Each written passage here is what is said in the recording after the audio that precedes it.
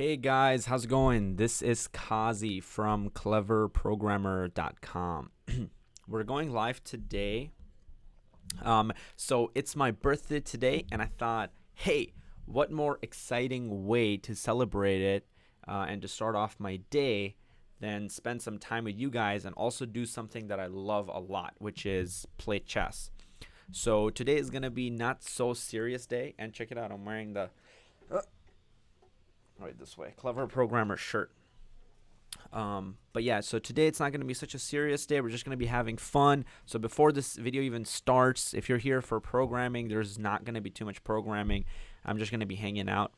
And also, I'll answer some questions for fun. So, any question you want to ask me, could be anything.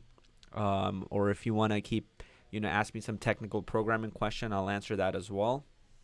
But other than that, I'll play some chess and teach you some chess, and you can just watch it over my shoulder and see my crazy reactions as I'm playing and my thought process, and maybe pick up a secret or two that you can use as well. Yep, so we'll see how it goes. Okay, let's see if there are people here so far. Hi. Oh, nice. There are other people. It's birthday. Happy birthday, George. Thank you, guys. Thank you. I appreciate it. Thank you. Thank you. Thank you. Daksh says it was his birthday yesterday. Happy birthday, Daksh. You guys are way too nice. Way too nice. All right. So I'm going to start playing and just watch along and let me know how you guys like it. Okay, cool. So let's see. Hopefully I have my stuff set up right. I'm gonna do this. I think that should be good. We'll double check in a little bit. But I'm gonna play like a 3-minute game, and I'll try to talk my way through it, hopefully, and we'll see how I do. I'm probably gonna lose because it takes a lot of attention to play a quick game. But let's see. So my rating is almost 2,000, which puts me around the top 1% in chess. But when you play online, they put you against people of your own ratings. In chess, the goal is to get this guy, the king, if you guys don't know. So that's really what I'm going to be focusing on. And I have a little bit of experience playing chess. Okay, so I want to put my rook here so I can attack his king. And he blocks it, which is a good move. And I'll move back because he was going to take my bishop. Okay, I will do this. So now I'm going to take his knight if he doesn't do anything. So he does do something. Let's see. Why can't I just win a pawn here? So I'm thinking I can take the knight. He takes back with the rook. I take with the rook. He takes with the queen. And then I take here.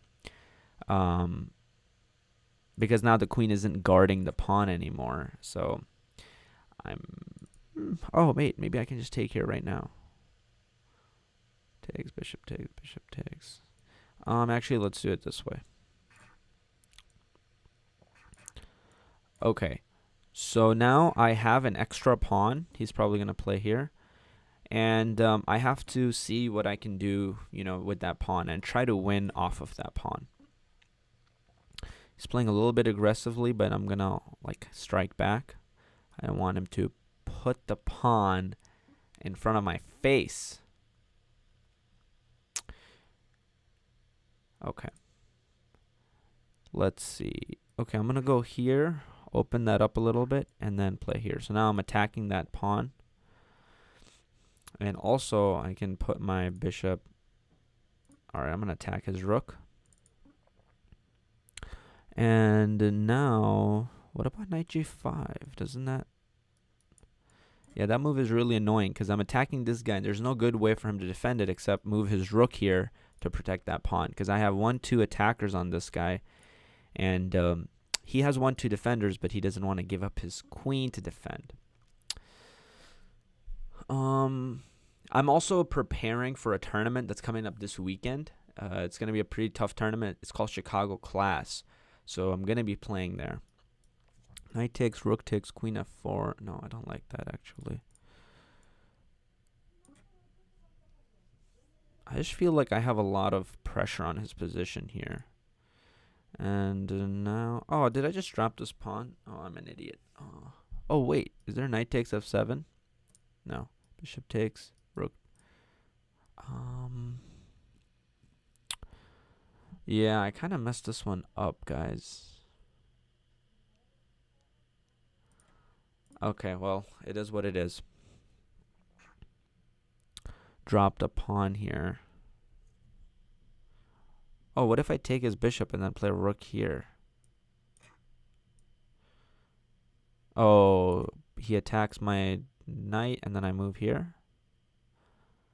Keeping threat on his rook, knight, and then bishop, and also fork. Yeah, so it looks like I should be okay here with after knight here. Yeah, I think so. Well, he has rook here. Dang, this lucky guy, huh? It's very close. Oh, I have knight here. There's crazy stuff going on all over the place. Okay, so now he wants to play a rook here, attack my knight, and then if I move my knight, he wants to play rook here and maybe even try to checkmate me, but that's not going to be happening right now because I have a lot of pressure on this pawn, and he can't move this pawn. This bishop is attacking it, rook and knight. I have 37 seconds. He has 1 minute, 28 seconds. He can win on time, so if I go to 0 minutes, 0 seconds, he wins. And after this round is over, I'll take a break, and then I'll come back and I'll answer some of your guys' burning questions. Why did he do that? I just went his bishop.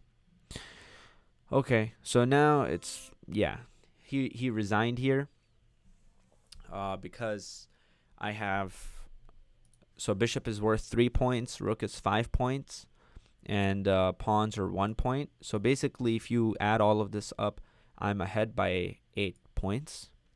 And, you know, I'm going to basically take his pawns, then move this pawn up and get a queen. And then I would use this piece and my new queen to then checkmate the king. He doesn't want to play that, and he resigned. Okay, so I'm going to switch over and try to answer some of your guys' questions now.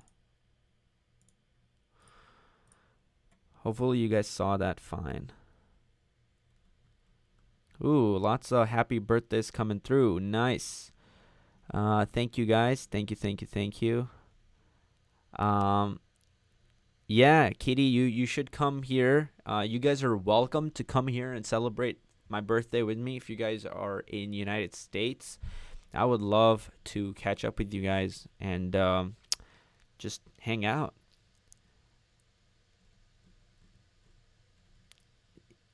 Yeah, I should really be coding today, but I decided to take a day off from coding. I'm playing some chess recently, so you know, kind of felt like doing that for a little bit. But okay, guys, go ahead. If you guys have questions, ask them now before I start my next chess game, and then I won't be able to answer them when I'm playing the game because I can't see your questions. All right, let's see. Okay, good. Oh, we have lots of people live. That's actually really cool. We got a bunch of you guys online. Ask me your questions. Ask me your questions. I'll answer them.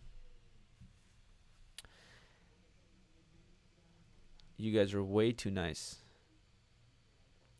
Yeah, well, okay, so subscribers are going up, which is great. The channel really was at, 0 subscribers or very few subscribers until September last year.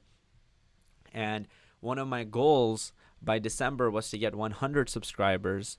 But instead of getting 100 subscribers by December, I ended up getting 5,000 subscribers by December, which was phenomenal. And yeah, according to my calculations back in the day, 60,000 subscribers should have taken like 3 or 4 years. But that ended up happening a lot quicker than that, meaning it ended up happening in July, which is, again, fantastic. And thank you guys so much for supporting the channel. If you haven't subscribed, please do subscribe. But I have a feeling that you must have subscribed because you got the notification for the live stream.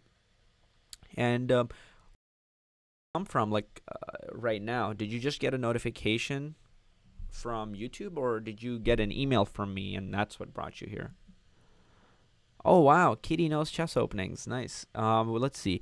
Okay, Sumuka says FIDE rating. My FIDE rating is probably around 1900, 1800. My USCF rating is about 2000.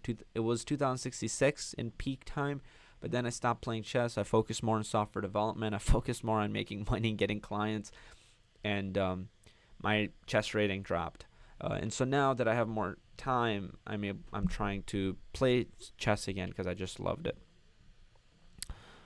Um, yeah, my favorite chess opening is Joko Piano. I love it. I understand it really well. It's spelled really weirdly, and most of you guys won't know what the heck I'm talking about.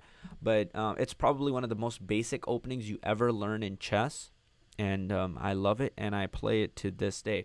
And I can maybe show it to you um, really quickly. So here's how Joko Piano looks. I'm going to close the chess engine. So basically, I bring my knight out. So one of the things that you guys should know if you're playing chess, so these are some top secrets, is that don't move your pawns a lot, and every move you make should control one of these four squares. Just this secret alone will help you beat almost like anybody that you play against. I don't mean competitive players, but like if you're playing against your dad, your brother, your friend, your cousin, and you've been getting beat by them all the time, just this secret alone will help you a lot. So in the opening, only make moves that control the center. So, okay, here's a opening move. I bring my knight out, and it controls two center squares because knight can attack like this and this. And then black brings his knight out, and then I play bishop c4, which again, controlling these four squares. And yeah, this is Joko Piano. I don't want to go any deeper than this because there are like 10 more moves down the line and all kinds of different variations and stuff. But to keep it very simple, this is what it looks like. And these are moves that when you start out in chess, these are some of the moves that, get taught by your coach or really anybody who knows how to play chess a little bit. They can show you. But basically, white's controlling the center really well, black's controlling the center really well, and then you play on from here. So I really love this opening. And then I also like the Grand Prix against the Sicilian, but, I don't want to step into the esoteric category too much, and I still want to keep you guys with me. So let me switch again. All right, here we go. So hopefully I kind of answered that question.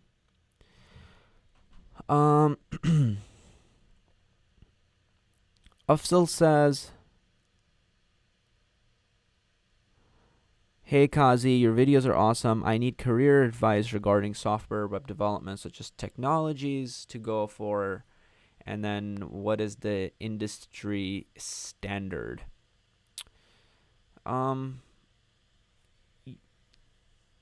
Again, it's not about how many technologies, it's about really picking one and getting good at it and getting people results with it.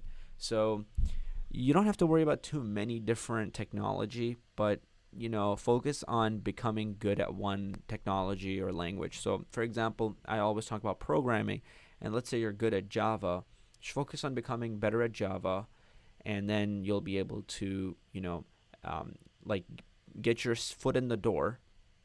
So you can start working with the company maybe as a junior developer or maybe as an intern, and then they'll teach you some other stacks, meaning, for example, if they need you to do some web development, they'll teach you SQL, or they'll teach you, I don't know, HTML or CSS, things like that, and then you'll end up picking it up.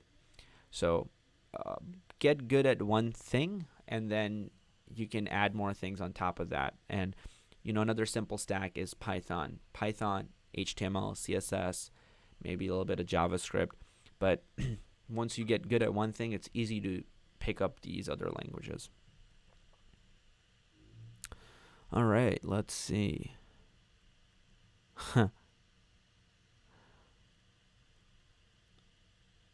Okay. Let's see. What are the questions? I'm trying to. Yeah, let's see.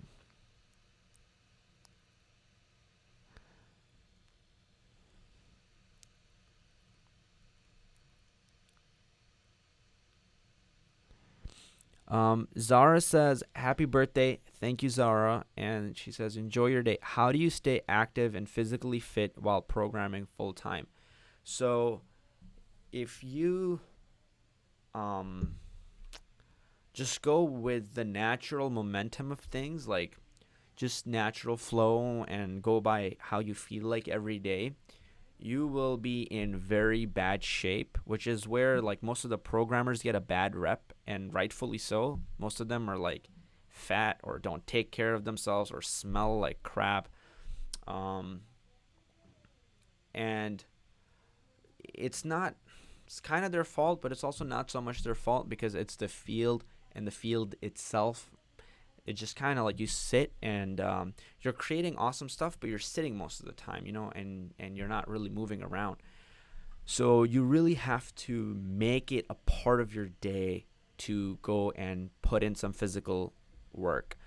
And a lot of the times when you think of work, you don't want to do it. So how I like to make myself work is I like soccer. So I'll join an intramural soccer team, which is, it's not competitive, but it's a soccer team. And so by playing a soccer game and being there for my team, it's fun. It's a lot of fun, and it pretty much forces me to keep myself physically fit.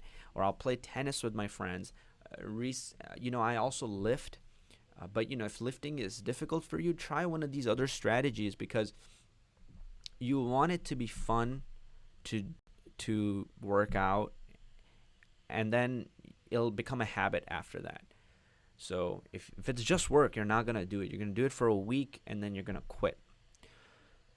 And now I'm doing like martial arts. I'm doing jiu-jitsu. I'm doing boxing, and those things give more purpose to just me improving my strength. Because strength, like, sure, I can pick up more groceries, and obviously feel really fit. Strength is my favorite thing because I don't have to run. But then adding in some fighting or like mixed martial arts gives it more of a purpose.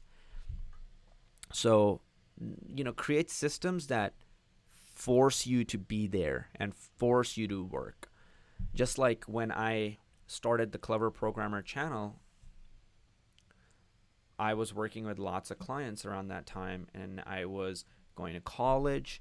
I had like multiple different jobs.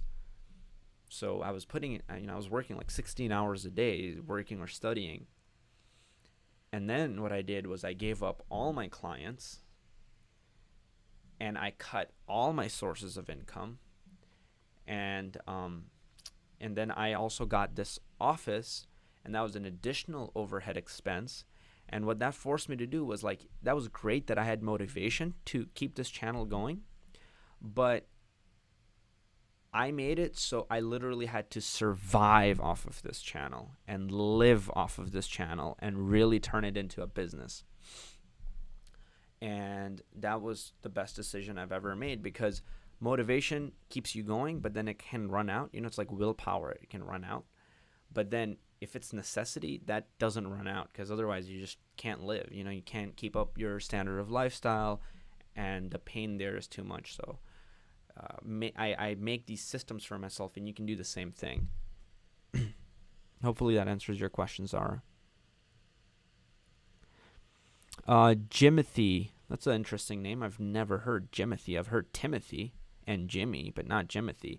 So now in my new programming videos, maybe you'll be hearing a lot of Jimothy, because I'm sick of Bob and Banana. Those are the only two damn things that come to my mind, and you probably see that in all my tutorials. But yeah, Jimothy Films. That's a great, epic name. He asks, can you do C++ series like you did the Python series? Not right now. I'm pretty focused on Python and the stack that goes behind Python. So I'm going to be really doing that. Not too much C++ or anything right now.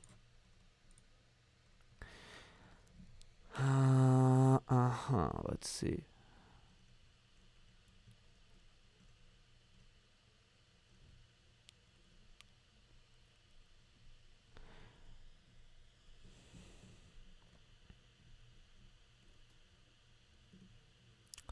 What are those numbers? 80, 77, 78? I have no idea what numbers you guys are. Yeah, it's always tough because, I can start a blog on web development and all of that. But the one thing that's tough is a lot of you guys are just starting out. So most of the things aren't going to make too much sense. And I don't want to do stuff that, just just go and figure it out. I'll just post random stuff. So I'm really trying to cater and make stuff that everybody can understand and follow along. And then, we move, and then, more, I'll add in more advanced stuff. But there's a lot of missing pieces right now that I think are vital and are just not taught by so many other channels and programs. So I want to make sure that I fill in those gaps for you guys.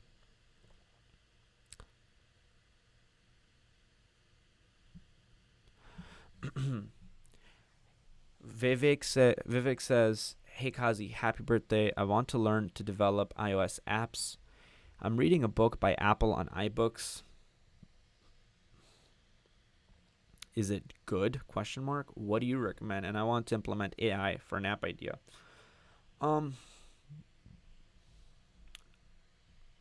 A book by Apple, I don't know. That sounds like a really technical, jargony book that doesn't really teach you how to create stuff, but just kind of shows you some tutorials or something. I haven't seen that book, but I would recommend, just go on Amazon and look up some iOS book. I personally don't have too much experience developing in iOS, but I am familiar with the language that you use. It's called Swift. And if you want to develop AI stuff, one of the best channels to follow is Siraj Raval. It's SIRAJ space RIVAL. Somebody write that in chat, please, so people can see what channel I'm talking about. And it's a channel on YouTube, and this guy is phenomenal. And he goes over a lot of machine learning concepts, though they are advanced. And if you don't know programming, it wouldn't really make that much sense. Like, you'll just be copying and pasting stuff, which if you're okay with it, then go definitely try it out. But, I would say go check him out, and you learn a lot of, he'll show you how you can create a game of ping pong where the computer learns by losing and then gets better and better, and basically teaches itself. So that's AI.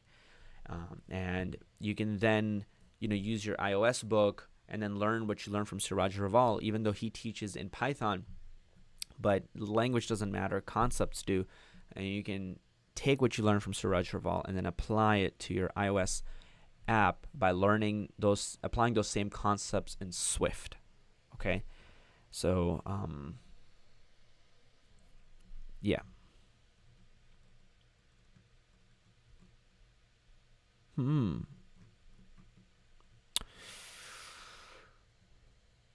Nice, Visam. Console.write line. Happy birthday. Nice one. I love it.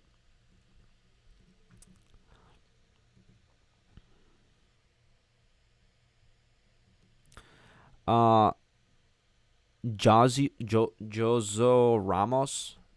I'm butchering your name. I'm sorry. It's JOSUE space Ramos. He says, "Happy birthday. I want to learn programming, but I type too slow due to only being able to use one hand. Do you think this could be an impediment to learn?" It's actually really funny you say that. Not the funny part. The funny part is not that you have one hand, but the funny part that you type too slow, because I made a video about typing and how that can actually help you learn much faster and get better results, and why it's so important. And that video is going to come out probably in a week or two. But here's what I will say. I don't think it's an impediment to do coding. That's one great thing about coding, that even if you don't have an arm, you could still be a fantastic coder and code well, because it's really about thoughts. There isn't much typing. It's not like writing. For example, a good coder can write something in 2 lines, which an amateur might write in 20 or 50 lines.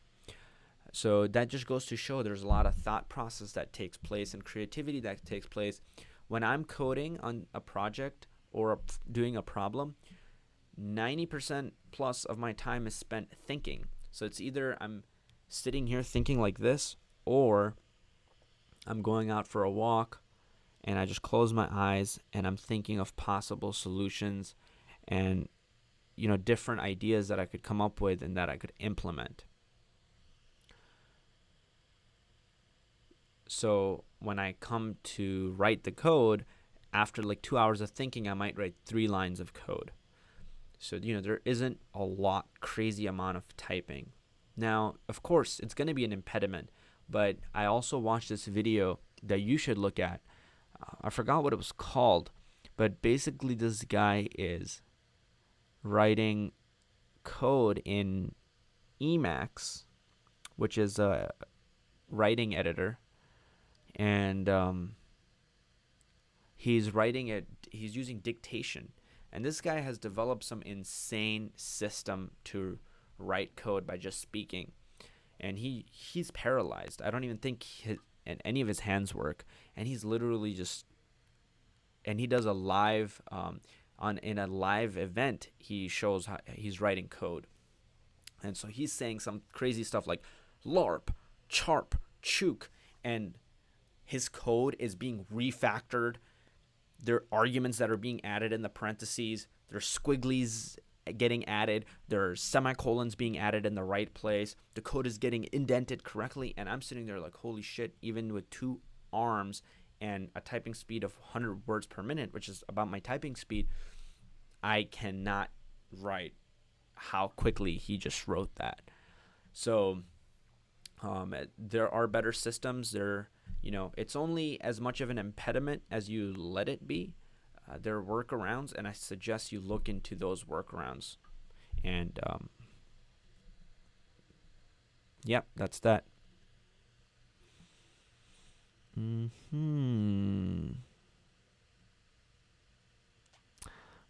actually thought about making computer programming tutorials in Urdu or Hindi, but maybe on another channel, cleverurdu.com or something.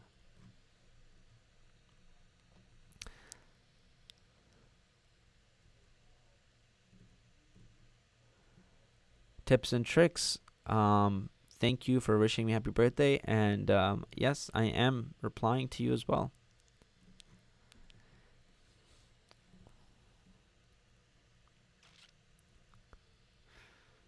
Let's see.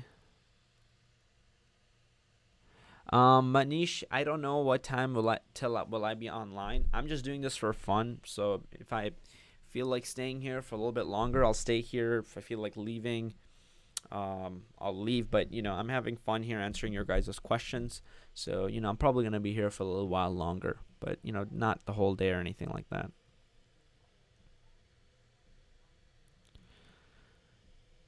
Thank you, Somia. Thank you, Lugatax. Thank you, Fourth Planet. Yep, programming is thinking and not that much typing. 100% agreed. Let's see. Any more questions? Questions. Questions. Let's see.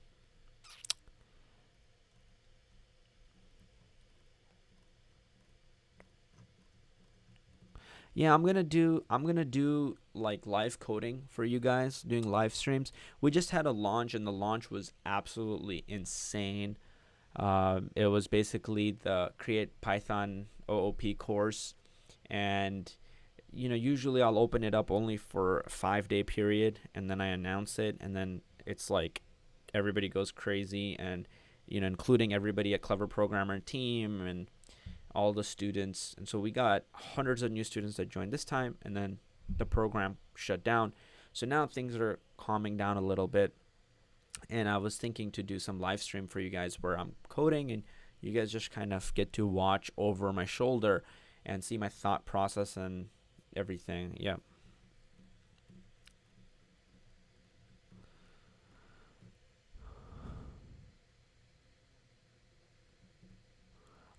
I just completed all your Python courses. Do you think it's time to move on to another programming language like JavaScript, P.S. I'm passionate about web development. Yusuf, this is exactly the time, my friend, where you, as Gary Vee would say, you grab Python by the throat. This is exactly the time where you use Python and create actual things. So now that you are trained, I want you to create stuff, and you can do web development with Python. Look into a framework called Flask. Don't start with Django. It's a little too complicated and magical, especially when you're starting out. Look into Flask, and then with Flask, HTML, CSS, you can build pretty much anything. So you know, full web development stuff. And Flask is not some esoteric framework. It's just as popular. You have Python web developers using Flask making over $100,000 or averaging around $90,000. Python has back end developers, full stack developers, front end developers, using Python. So it's hot and it's trending. It's not a risky thing to learn and invest your time in. Not now, and not for the next 10, 20 years. Well, let's just say 5 years, because things change quickly in the programming world. However, once you know the concepts, you can quickly switch over. Print happy birthday. Let's see what else. Okay, let me answer some more stuff for you guys. Guys have some juicy questions. Okay, yeah, sure. I can provide some automation Python tutorials.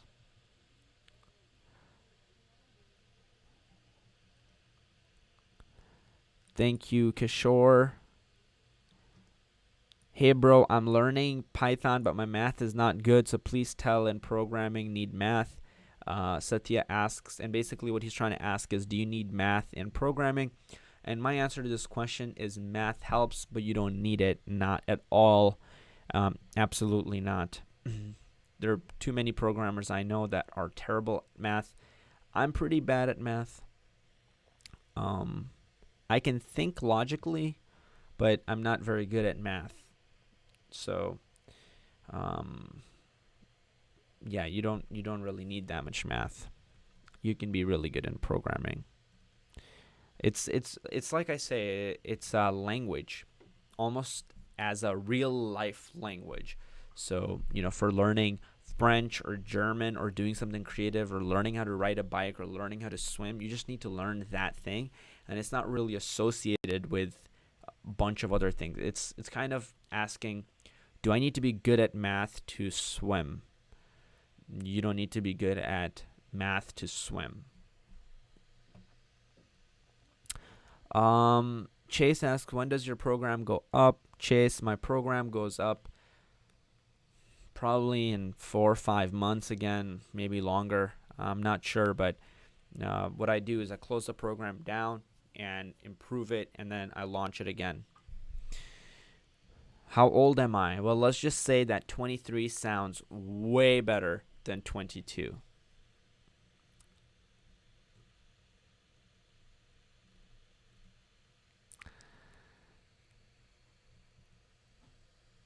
Thank you, Goncalo Alves. I just butchered your name, but thank you so much.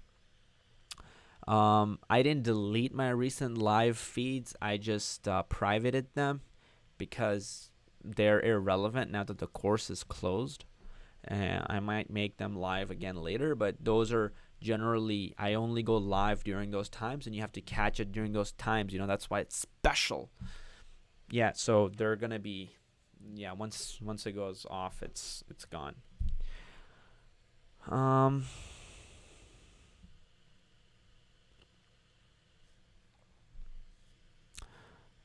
Important modules like URL lib. Okay, that's a good question. URL lib sucks, Aditya, but I understand what you're saying, and I'll definitely make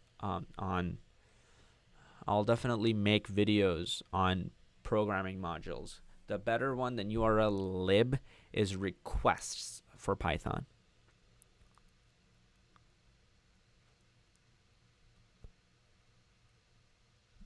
Okay. I'm going to go and play another game of chess, and then I'll be back because that's what I feel like doing right now. All right, so let's go. Okay. Let's see. I'm going to do 3 minutes because I can still speak in 3 minutes, whereas 1 minute I can't speak at all. It takes too much of my focus.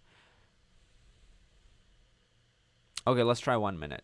You guys will get to see my face be really weird. I'll try to be normal on live stream, but my face gets all weirded up and yeah.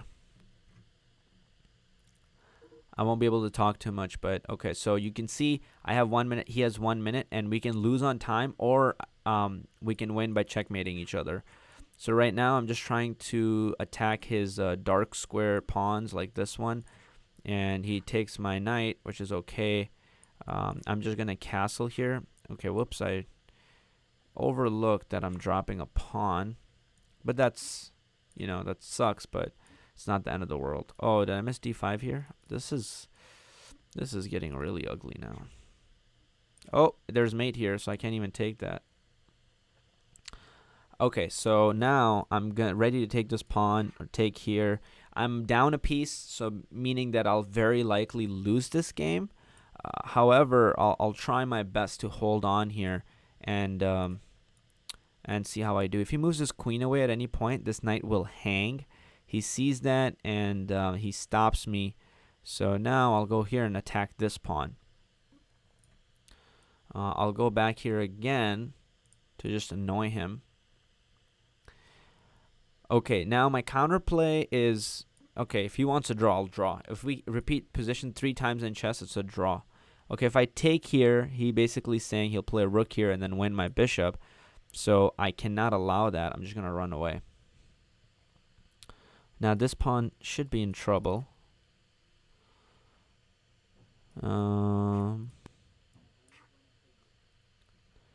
He's going to take here, I think.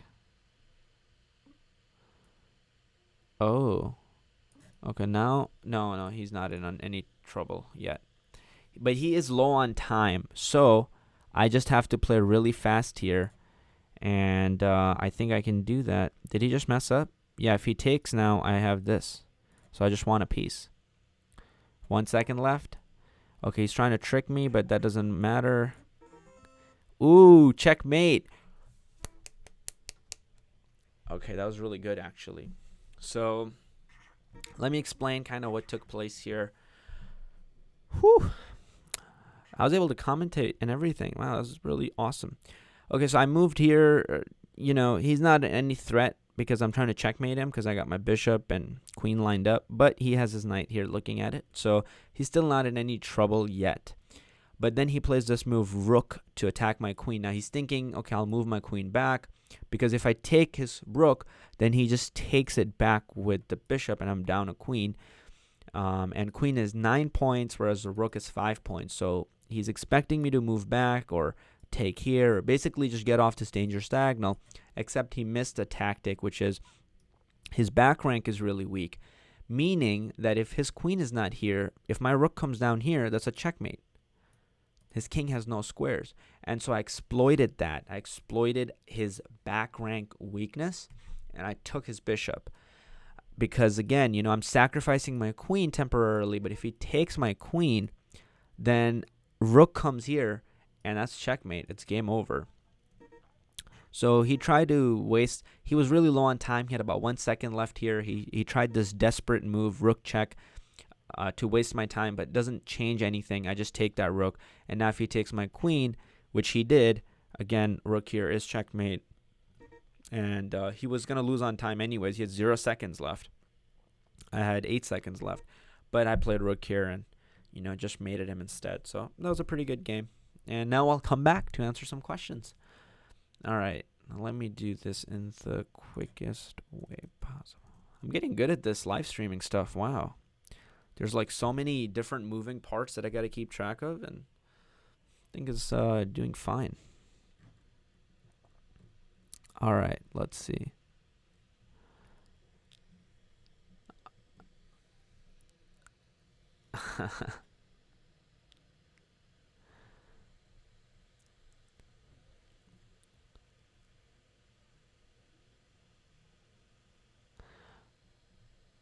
Ah, Gonzalo, I'm sorry about that. I see that you added them to see them later. I got you. Yeah.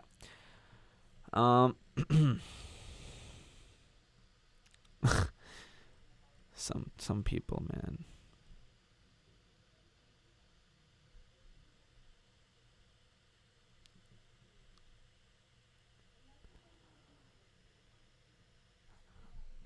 Yeah, never give up. That's right, Nian Donkey. Annie asks, why do we use while slash do while loops when we have for loop?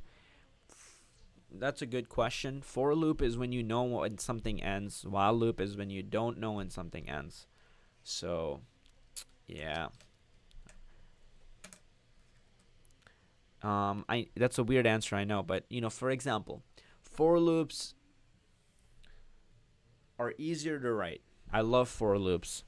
But while loops are generally, you'll use them when you don't know when something, like for example, let's say that you want to play a game that always allows the option of clicking play again at the end. So you play a game of tic tac toe, and then you want it to give you the option of saying play again to start it again. You don't know how many times the user that's using your program feels like playing that game. They might want to play it 1,000 times or one time and then close it.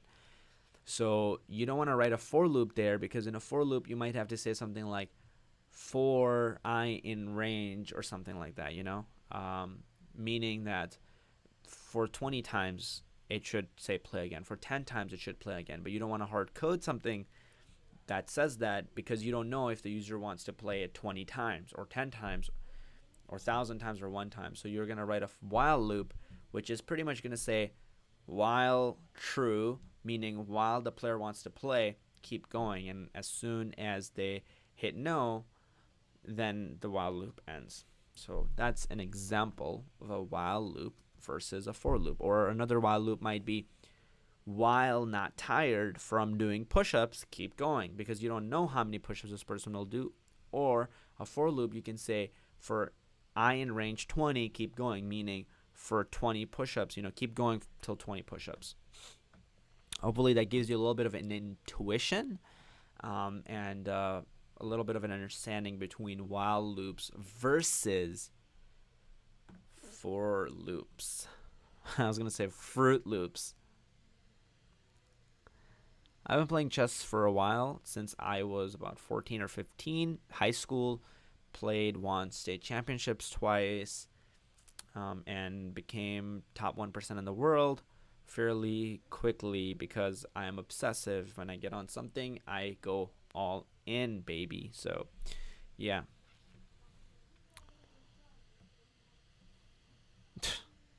Where do you live? By the way,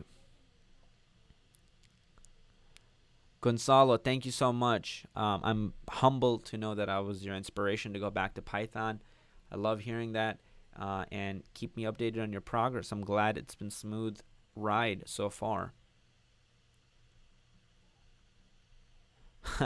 Basic hash function. I can't explain that super fast, my friend. That takes some drawing and screen sharing, which I don't have set up right now. But Jonathan, um, yeah, like they're basically, the idea behind hashes is like caches, CACHE, and it's to help you speed up things, to use already existing data. Ooh, Moronic is 1614. Hey, if you guys play chess, send me a live challenge and I'll play with you, on leechess.org. I'll play with you there.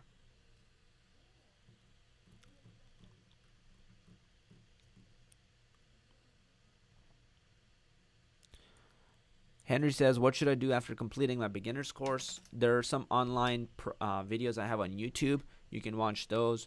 Or straight up, you can just try to find some more advanced trainings online on Udacity or Coursera. Until, of course, I relaunch my course in like many months, half a year probably. And then, you can join the course then.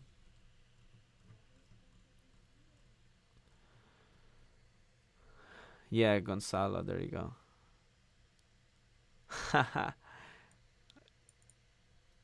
Okay, Maranak, send me invite. My name is Rafeh01, which is RAFEH01. Send me an invite there, and I will accept it, and then we will play online, and everybody will watch me play against somebody who's in our live stream. How freaking cool is that? It's basic, Moronic. We're basically gonna be like hanging out on my birthday, just one on one, sitting back and drinking some Monster and playing some chess.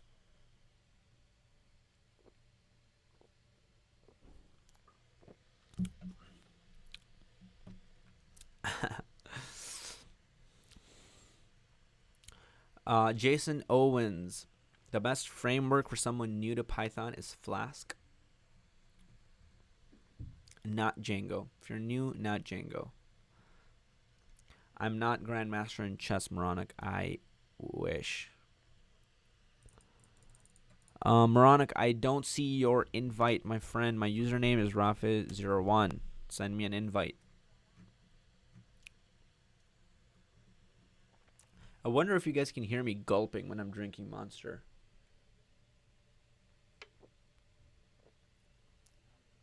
It's almost like an ad.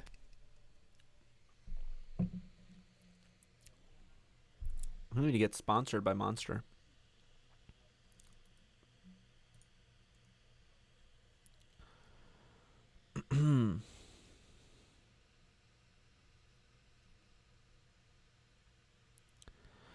Sahil argv function is used to parse command line arguments. Let me put on my smart glasses. So argv is used to parse command line arguments, meaning that you can pass in an argument to your function right from your command line without having to hard code it into your Python script. You can pass that argument as you're about to call that script from your command line. Hopefully that confused you. I'm pretty good at understanding what somebody will understand or not, and that while the words make sense, I don't think you'll actually understand what I'm saying until I show you, which I can't do right now on this live stream because I don't have the coding stuff set up here.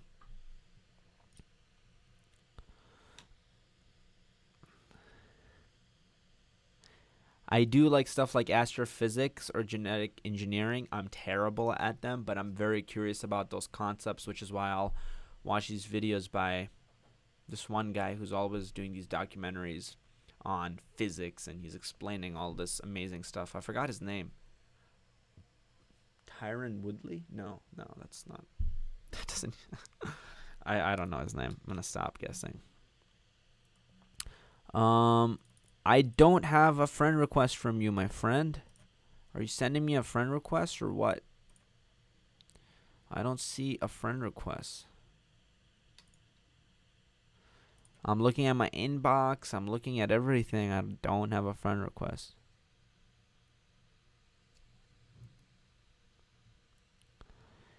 No, it's not Rafez. It's Rafe. RAFEH01. Like this. Look, I wrote it for you. Okay, let's see what other people are saying.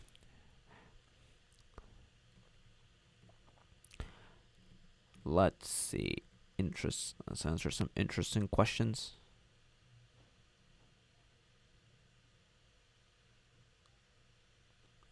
Chase, yeah, it's like, think of it like a movie launch, and it comes to the theaters and then it goes away from the theaters, and that's how this course works. I close it down because then I want to focus on the group that's inside the course, and I want to focus on the course material and improving it. And then once it's improved and that cohort kind of goes through that entire course and completes it, then I will open it up again for a few days. Okay, so I'll open it up again in a few months for a few days. If you're on my email list, basically if you enroll in one of my free courses at cleverprogrammer.com, you'll find out all of this information. All right, let's see. A 15-minute game? I don't want to play a 15-minute game. Let's play a shorter time frame because it will take too long. So I'm going to cancel this, but I'll send you a shorter time control.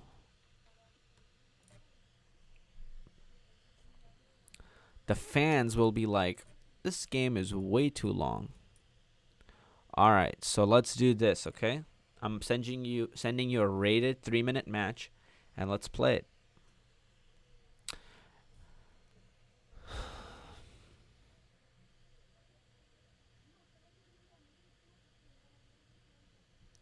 What's up with this guy? He's not accepting my challenge. What's going on? Future billionaire here. Let's see. Hopefully. Gotta get to 1 million first. $1 million is really not that hard. Like, I don't know why people make it sound that hard. It's very simple. It's very hard if you try to just do it by yourself. And like, by just doing jobs. That's what makes it difficult. As long as your hours are tied to the amount of money you make, it's very difficult, and life is very difficult. You need to break the chains of work and what you're paid for. And if the only way you can make more money is by working more hours, you're going to be stuck in that cycle for the rest of your life. And it's a pretty weird cycle. Maybe you like it. I don't. I like being able to do stuff on my own time. But if you can find a way where the amount of money you're making is not associated with the amount of time you're putting in, now you're getting into a very good lifestyle, which is why when you're doing freelancing or consultations, I highly recommend, man, you're not sending me the challenges. Okay, I'm going to try one more time, and if you don't accept it, then I'm going to play online with somebody else. But okay, anyways, let me finish my thoughts. So the reason why so what I suggest when you're doing freelancing or when you're consulting is you don't focus on setting hourly rates, because that by definition ties you to the hours. You should try to set value-based pricing. It's called value-based pricing. And go and learn more about it. But that's the type of pricing where you're not charging hourly, but you're charging based on a project. And it doesn't matter if that project takes you 2 hours or 1 week.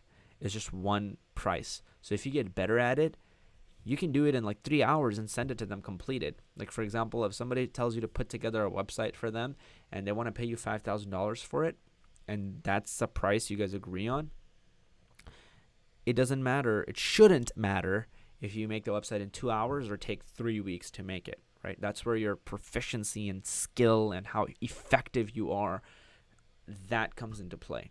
And that starts to break you from the bonds of your hours with the money you're making.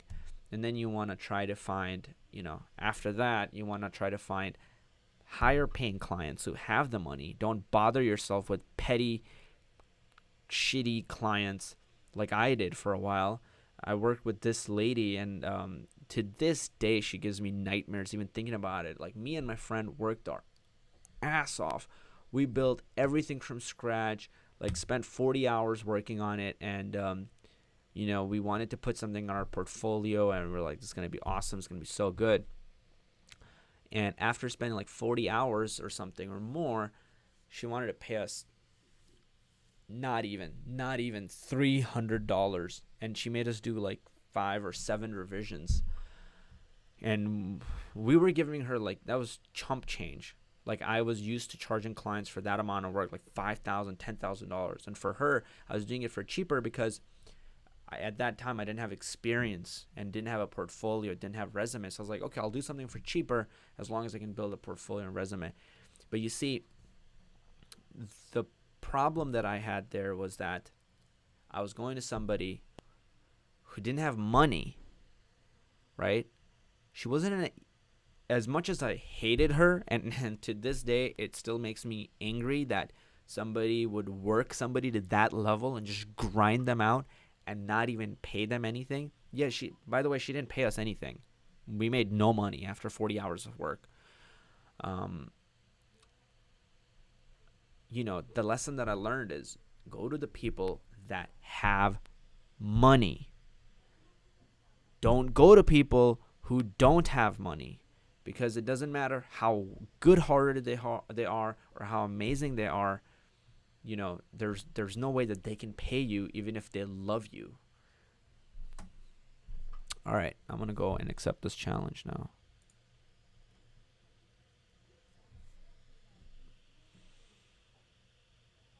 Oh, somebody else challenged me. Okay, cool. Moronic, I'll play you in a little bit, but looks like somebody challenged me here.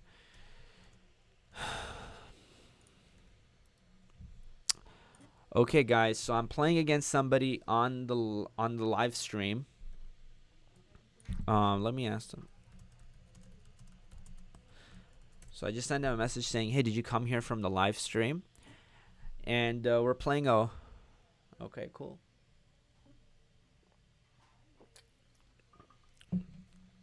This person is 1300. That's really, or 1400. Sorry, it's a really good rating. And let's see how this game goes. So he's developing his pieces. That's really good. You want to control the center, and he's doing that. Every move he's playing. Like, look at that pawn here. Knight's controlling this square and this square. Brilliant chess. Bishop here. So all of these 4 squares, every move that he's making are being controlled. Even his queen is controlling those squares. And I'm trying to do the same thing. In chess, you can make this move called castling. This is the only time you can move your king and rook at the same time. So that's what I'm going to do. Just going to play it a little bit safe here. He moves his bishop here to pressure my knight. And, I have a few options here, but I'm just going to say, okay, go ahead, take my knight. And he says, no, sir, I don't want to take your knight. And I'll say, okay. I'll just kick his bishop again and then just defend this pawn. So he let me expand a little bit on the queen side, which, is I'm happy with. And I'm going to trade my knight for his bishop because in chess, in middle game, if you can get a bishop pair, it's usually considered advantageous for the side that has the 2 bishops.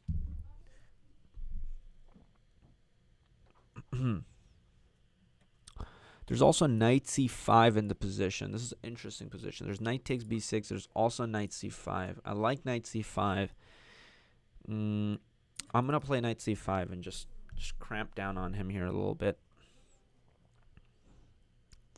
Still, nobody really has, a huge edge or anything like that. It's a pretty closed position. Okay, he decides to take. Now, I can take whichever way I want. I'm going to take this way because I want to be able to pressure his. It's funny because he's hearing all of this, so he knows exactly what I'm going to be doing. But it's okay. I'm going to try to pressure this B file here, and let's see how he reacts to this.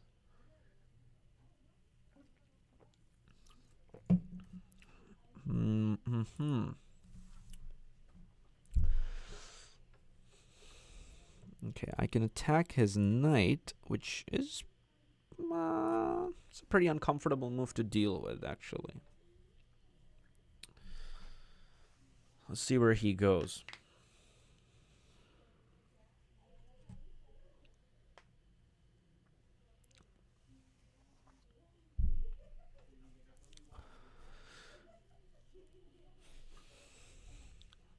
My pieces are getting a little bit inside of his position, which can be a little bit annoying sometimes. And I'm just gonna. I can also play c6 and then a6. I move my bishop back. He takes a pawn. If I move here, he can play b5. Okay, so I'm just going to try to squeeze him a little bit here and make him a little restricted with his pieces and try to control more squares on the queen side. So he has some light square weaknesses here. You know, there are lots of light squares my pieces can get into. And that's kind of what I'm focusing on here.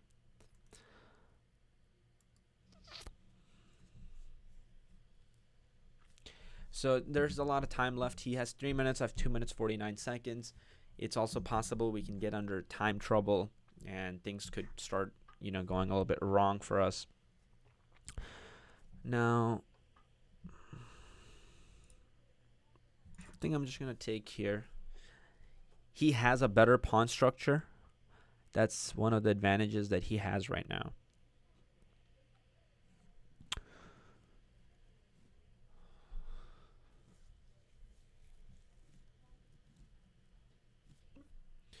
But I do want to actually, oh wait, is bishop c6 here really good? Did he just miss that? I can just play, so if I play here and attack his knight, and if his knight ever moves, I can take his rook. That's probably really good. There's also c6, there's also knight c6. Too many choices here. Knight here looks pretty good too. He can go queen e8. Oh, wow, after knight here, he can go queen e8 or queen d7. And in either case, I can do knight takes a7. There are too many choices here. Too many choices. I think I'm just going to go bishop c6. It looks like the simplest way to go. I mean, he can look to sack the exchange, meaning he can move his knight and let me take his rook.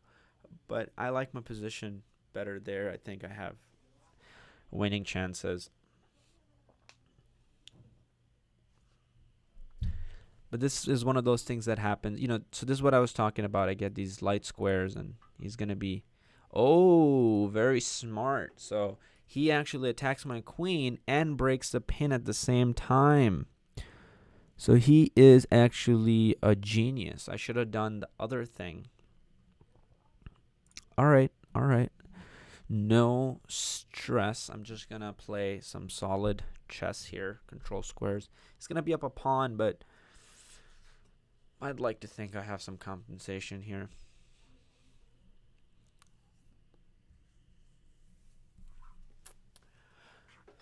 Okay, so he takes there. That's expected.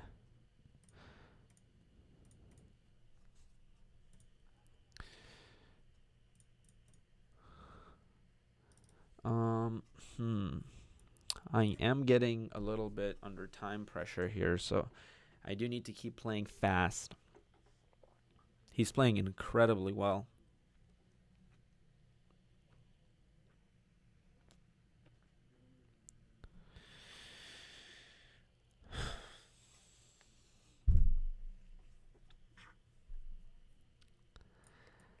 Okay, now I think there might be some stuff going on the C file.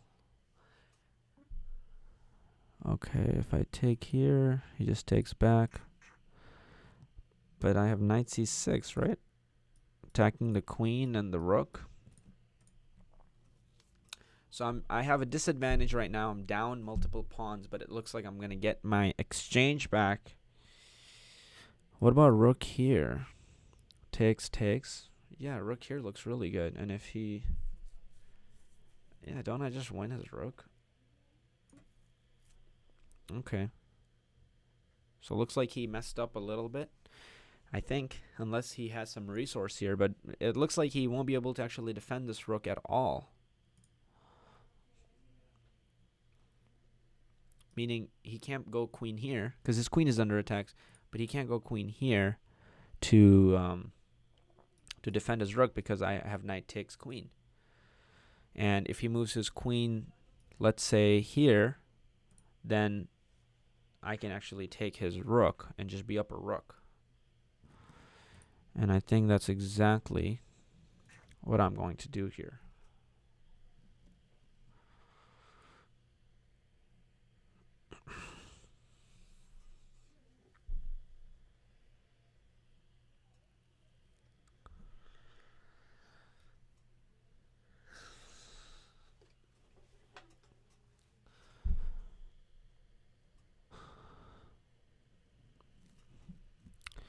I'm going to play some weird tactical moves here that are going to give him some trouble.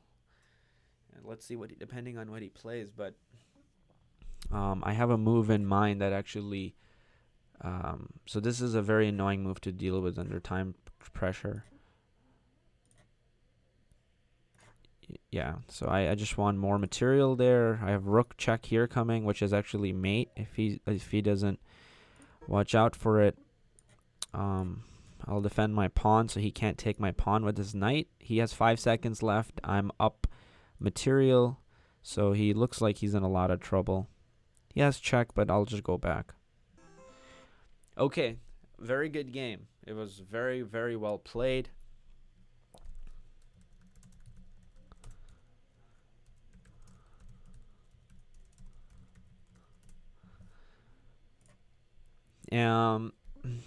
So I think he played really well. I just think he got a little bit greedy by taking this pawn. I don't think he should take this pawn. More natural moves are knight here, getting his knight in the game. Yeah, this move looks really good. He just needs to bring more pieces so he has a lot of activity. But he chose instead to take my pawn, which then brings this rook to life. And he has to watch out for that. And also, I was looking to clear this bishop from here so I can land a knight here, and he actually allows me to do that. and then he gets in a little bit of trouble here. Okay, so really good game, and if anybody else wants to challenge, I'll accept it, and I'm gonna come back and answer your guys' questions now. Okay, cool. Cool. Trump Donald, nice.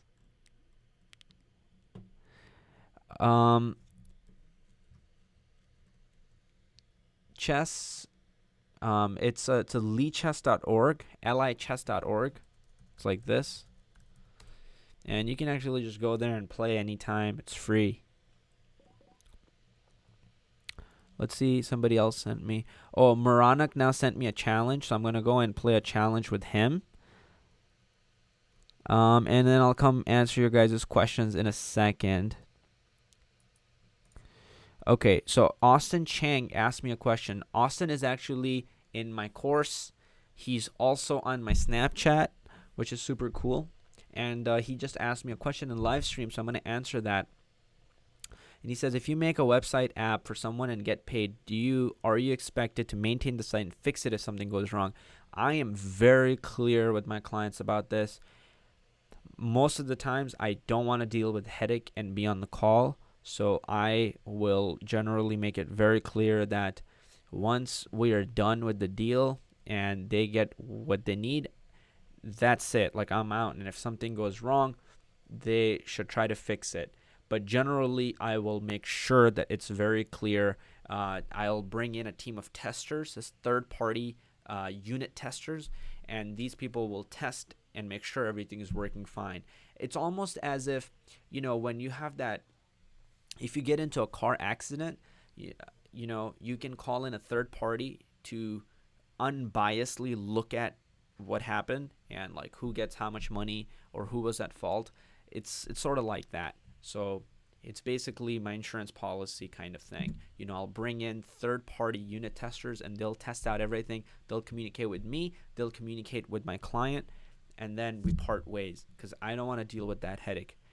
Unless you're charging them monthly something for it, $2,000, $4,000, I don't know, whatever, to, if something goes wrong, it's part of the contract. Or you can charge them an extra premium in the proposal.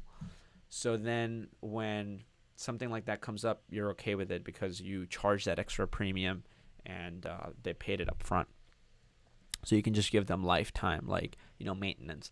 And you also have to understand which clients you're working with. There's some nasty, stingy clients. Those are the clients you fire and don't work with. In the start, you want to work. Obviously, you'll try to get any work that you can, but try to be very respect yourself. Don't let shitty people destroy your life. There are a lot of people like that. who are very stingy, watch over every little thing that you do, always stay over your shoulder, there to always complain and blame, will never give you compliments if you do something right or respect you, um, or so basically watch out for those types of people. If you have good clients, you'll know that even if you give them lifetime maintenance, they're not going to bother you for no reason unless there's really something wrong. So those are the people you can be okay with giving them, like, okay, I'll give you maintenance if anything goes wrong. But the type of people who exploit it and take advantage of it, those are the people you really want to run away from. Just like one of my clients who like literally used and abused us, didn't pay us money at the end of the day, and had us do like 7 or 8 revisions, even though we were supposed to do only like maybe 1 revision. Like, we were doing her a favor the entire time. Okay. Hopefully that answers the question. Rudy, that was a really good game. You know, yeah, maybe you were nervous, but you shouldn't be because you play really well. You only made very few mistakes.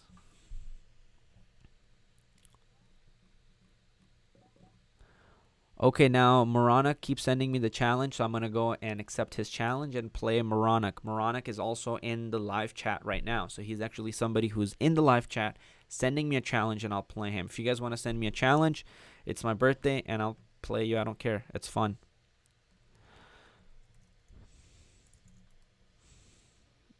All right, let's go.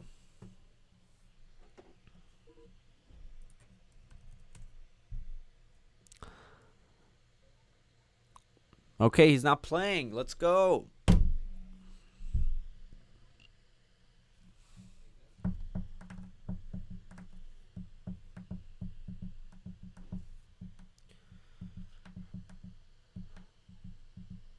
Come on, let's go, Moronic.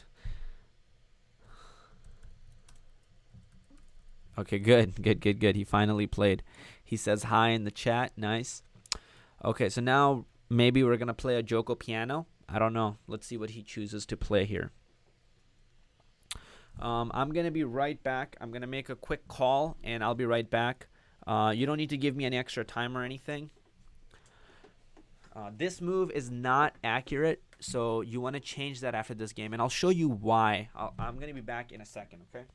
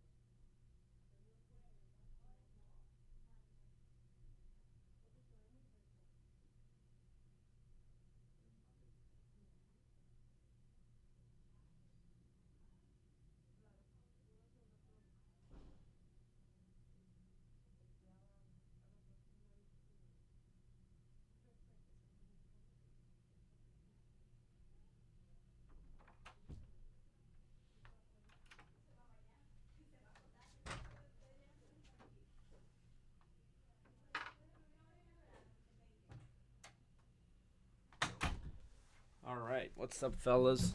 I'm getting calls for my birthday, so have to go and take them sometimes. It's okay, you don't need to give me extra time. Thank you, though. I appreciate it. Um,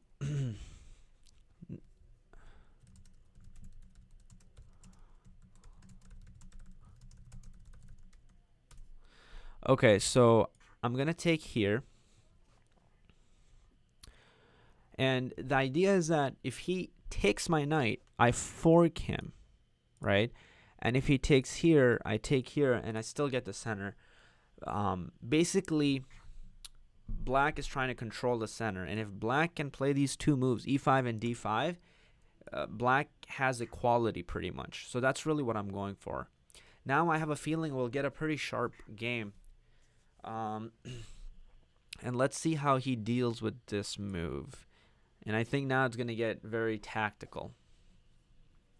Because his knight's hanging, but my knight's hanging. And if he takes my knight and take him back, he takes here. It's a fork. He's looking at my king and my rook. So let's see how Moronic deals with it. I won't do too many calculations because then again, then he knows exactly what I'm calculating. But, you know, I'll try to calculate more after the game and show you guys some of the stuff. And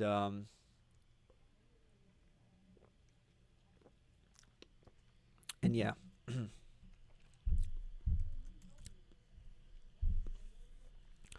I'm going to be playing at a chess tournament this weekend, which is going to be a really huge tournament. And people from all over the world actually come to play there. I'm wondering if I could take there, here, here, here. I mean, why can't I just en passant and keep this? Oh, my queen is hanging. Oh my god. Okay. I almost played pawn takes here, but just realized my queen's hanging. Okay, well, I don't have a choice. Process of elimination, my friend. The ultimate process. That's how I do coding as well. Process of elimination. I'm wondering if I can play here. You play there. I play here. No. That I can't go there. That doesn't make sense.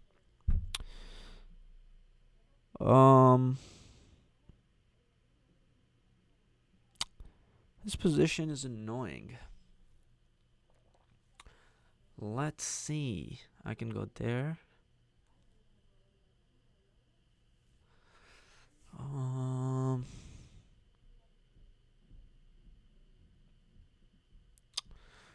Okay.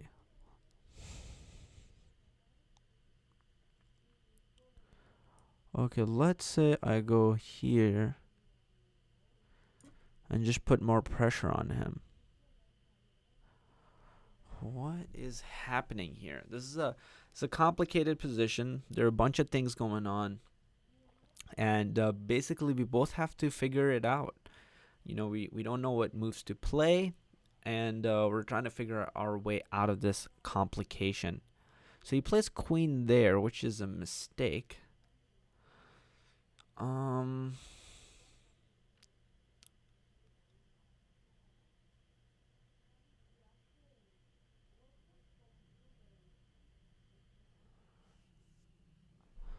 Just going to calculate it one more time. Yeah, I should be fine here. Yeah, it was already defended, so he didn't need to do that.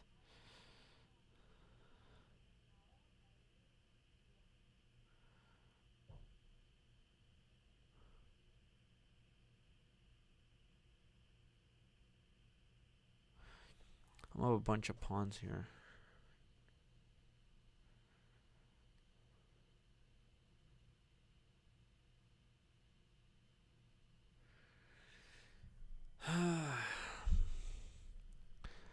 But I am very low on time. Maybe I should just play fast here.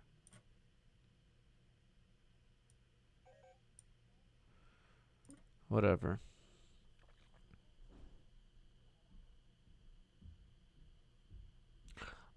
Oh my god, I'm an idiot. Okay, that's the move I should not have played. Yeah, because of that. But okay, let's look for some counterplay. I'm really low on time. 30 seconds left, and it looks like he's about to get the advantage. What am I doing? I should have taken his. This is just bad. That's what it is. Okay, 26 seconds to 2 minutes and 37 seconds. He looks to be in a better position.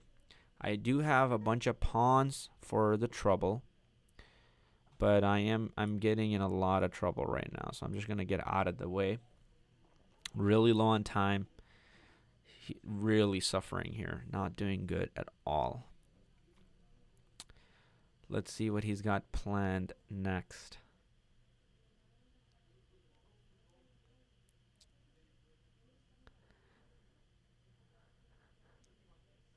It's really poor time management on my part. Okay, so he's attacking here. I'm going to attack there. He has threats of going bishop there, but, you know, to pressure my c7 pawn. I think I should be okay. We'll see. This is a very tough position here for me.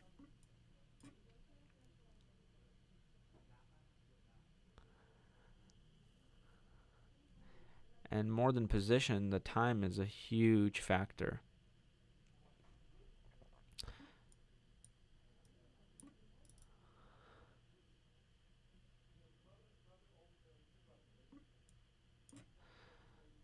Okay.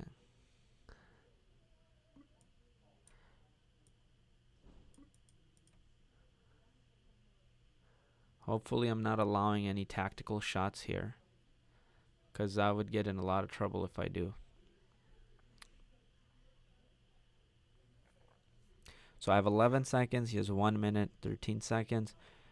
He wants to trade into opposite colored bishop endgame, but I'm on his f2 pawn, so I'm not sure how he wants to deal with that. Oh, sneaky, sneaky. He's trying to mate me on the back rank. Okay.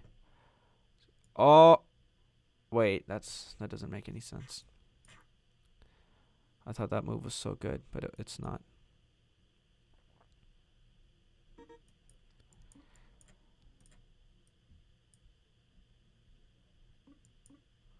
There's too much time trouble, actually.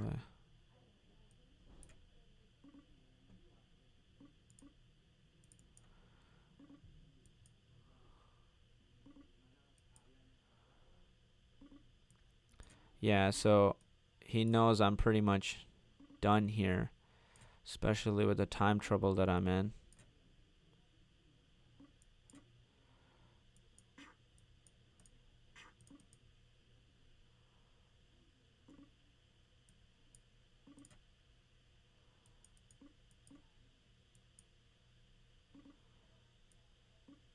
Oh, okay, good game, good game. Here I missed my chance. I kept thinking about this, but I lost the game. He played really well, and great game, great game. So here's where it really happened. So the reason why I played here was so I could play here next, but then for some reason I forgot. But yeah, I should just play here. He takes my pawn, I take his pawn, and then it's a draw. But good game, very nice. Let's see if we have new challengers. We have another challenger, Lara Fall, and I'm gonna play one game with her. And Moronic, I think we need to play a rematch, my friend. We'll play a rematch at some point. Great game, though. Great game.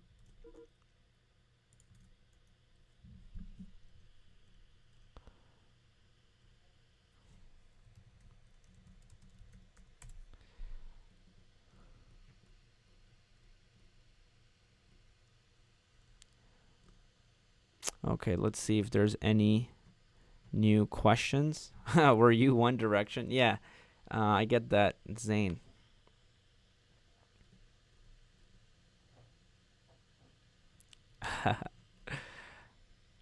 All right, cool. Now let's go and play the game. Okay. Ooh, that's an interesting move. In.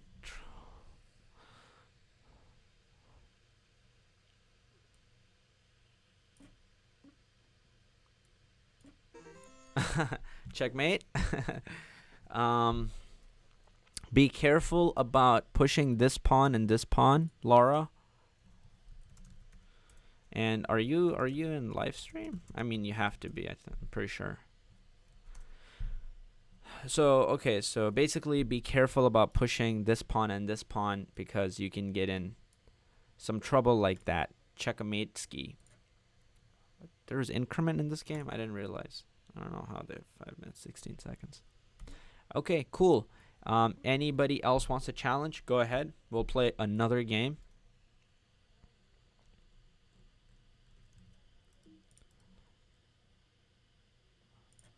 Ooh, I gotta close this.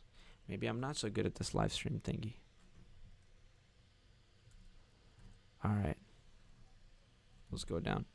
Yeah, I'm answering questions about coding as well, Carl. So if there are questions for coding, I will do that. Ratchet says, for the first time in my life, I was enjoying chess. Cool. I'll also make some kind of chess game for you guys.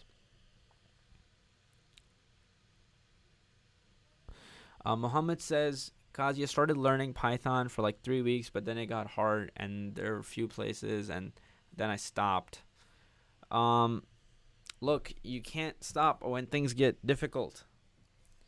There are tons of online resources, but focus on making it enjoyable. So then even if it's hard, you'll still do it.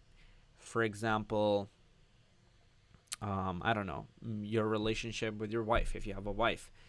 Things get really difficult, but you enjoy spending your time with her. So you'll still go through very difficult things to do that. And you won't just stop. If you like eating cake, you'll travel really far to Cheesecake Factory to get that delicious cheesecake or that extremely good fried rice at your favorite Thai place. Even if it's really hard, you'll still keep going. So as long as the thing that you're doing is enjoyable, that's why really focus on making it something you enjoy.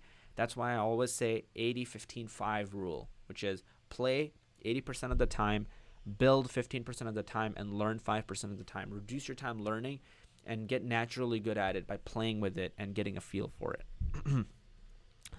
To play me, go to leechess.org and just send me an invite. My username is Rafa01, and then you can play me like that on Leechess. Node.js is really good. I prefer Django, so I would go with Django, but there's nothing wrong with Node.js or Django. They're both really, really good. It just depends. If you are already skilled at Python, then maybe go for Django. And if you're more skilled with JavaScript, then maybe go with Node.js. Both of them are server-side, frameworks. Any new challenges? No new challenges.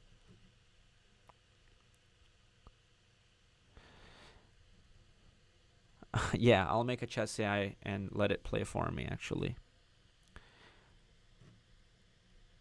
Okay, Maranak. Let's see.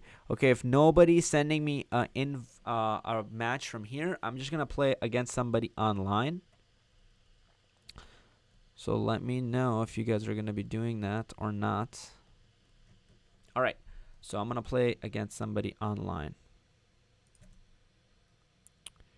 Play. It's much harder to play and commentate than I thought. It's much more difficult because I'm used to thinking quietly, especially when I'm playing at a tournament.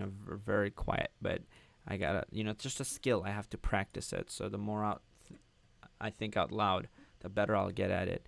Now he's starting to make some weaknesses in G3 and F2, but I think he knows the opening that he's playing. If I take knight C5, looks really good. I'm gonna do that, even though it's supposed to be slightly more passive for me.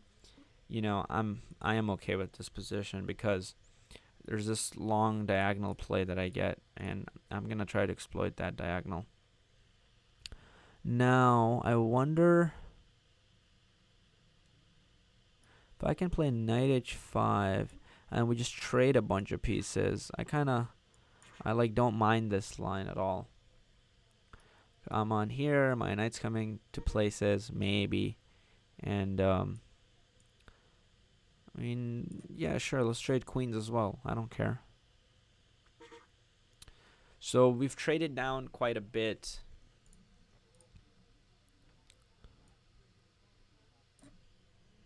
Okay. Now I'm trying to poke at his queen side so I can take, and then open up some position there. Knight f4 looks pretty. Knight h4 looks good to me.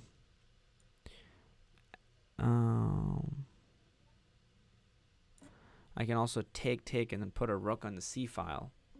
So there's multiple ways to go about it. There's knight e2 and knight d4 is my maneuver here, which he overlooked. So I like my knight on this square, and it's actually a little bit tricky for him to challenge my knight. I should have actually put this rook on the b file, because if he ever takes, I can take. Okay, now he's getting... Oh, that's why he played rook here, so he's ready to challenge my knight. I'm going to play here. I'm okay with this. All his pawns are on light square, so if we trade knights, it should be okay for me in this position.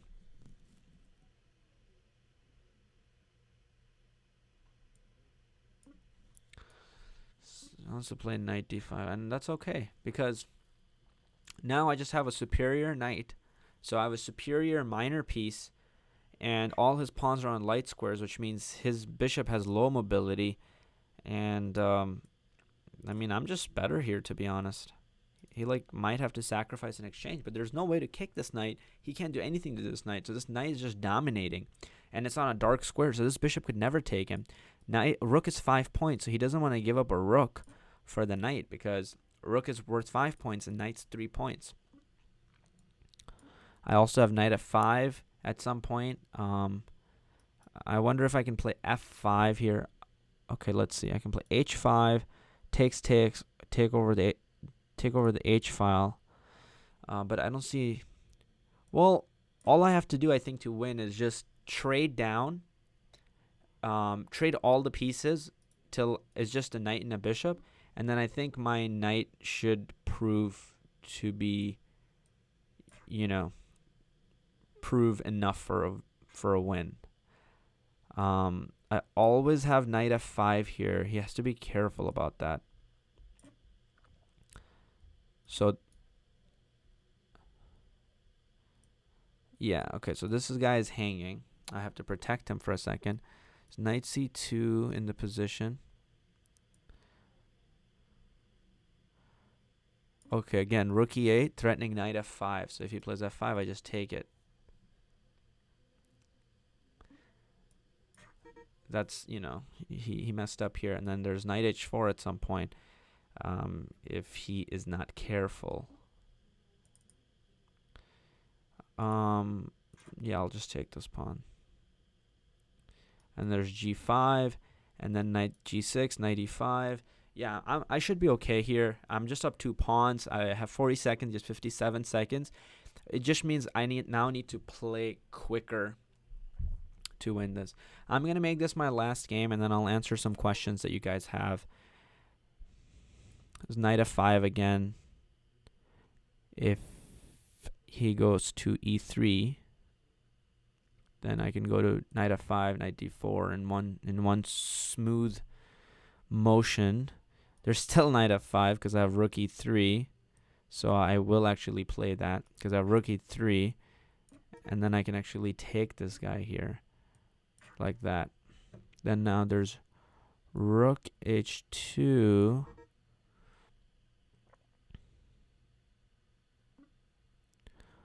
And now I'm threatening mate ideas, so he might need to trade a rook or two with me. Okay, sure, now his rook is hanging, and I'm threatening mate. I mean, this is pretty resignable for him. He should just resign here. There's nothing he can do. If he moves his rook, I just take it. If he moves this rook... oh, yeah, he can actually move this rook here. or that. That's fine. So now I'm threatening to take here or rook here. He has 2 seconds left. I have 20 seconds. Really difficult position for him. Yeah, I should actually just go here and here, threatening to take here. So, and once he takes, I take, or yeah, take this way, and then I have passed pawns. Okay, so I won this game. Yeah, really the critical moments are, this idea that, because in chess, you don't always have like a really obvious advantage. When you're playing at a higher level, it's not only about checkmating the other person. You have to try to win some material. But even more than that, sometimes even winning material is not that easy. So you have to find different ideas. And right now my idea was, okay, my knight's really good. All his pawns are on light squares, which is not a good idea for him because it blocks in his own bishop, as you can see that. My knight's on dark square. So it's just a better piece than this guy because he can't even take me and it's protected. So it's an outpost in the center of the board. So all I have to do is actually open up this H file and then get my rooks in the game and then trade my rooks and then just be with king, king, and knight versus bishop where I'm better. And it was really this key maneuver that I think, won the game. It was here, here, and then this one right here. So subtle moves, but definitely very powerful and important to keep in mind. I also missed a lot of things. For example, this pawn is pinned, so I can take here, and once he takes back, I can take with the knight, and once he takes, I can take his bishop. So there are a bunch of things I missed too in the game. But okay, that's it for this game.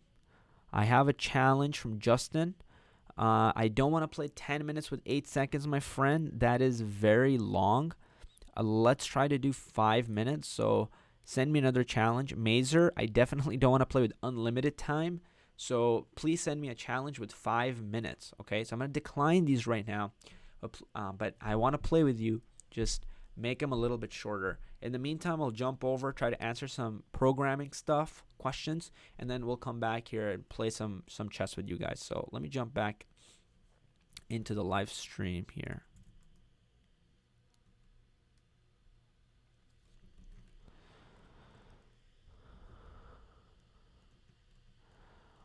Okay. Yeah, I wish Kasparov was here too.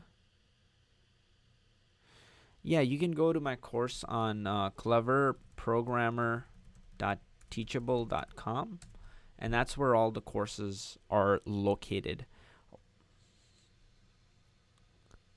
And then we'll play. No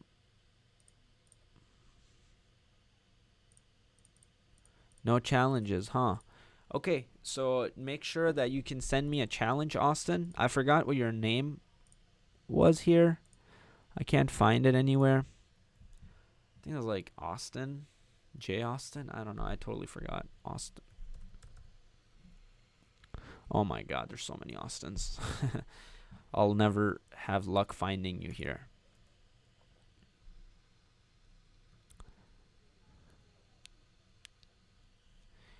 Okay, so let's see. What do you recommend after I finish learning Python, PHP, or JavaScript? If you finish learning Python, I would have you focus on actually developing real apps and real useful things with Pythons. Because if you're done learning now, the whole point of being done with learning is so now you can do the really enjoyable stuff, which is actually creating things and bringing your ideas to life. But if you're just interested in learning another language after Python, I would say JavaScript and not PHP. PHP sucks. Okay, I'm going to go and now play the game. So I got the challenge. I'm going to accept Justin's challenge. J. Austin, sorry. And now you guys should be able to see the...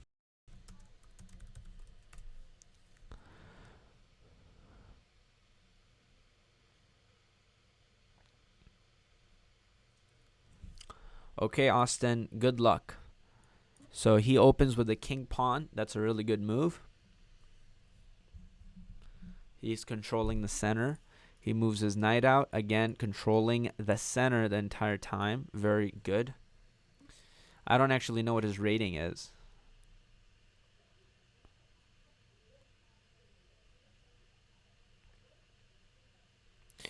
So the amount of time he's taking on this move, I would guess that maybe his rating is like 900, 800. Like maybe he's really new to chess.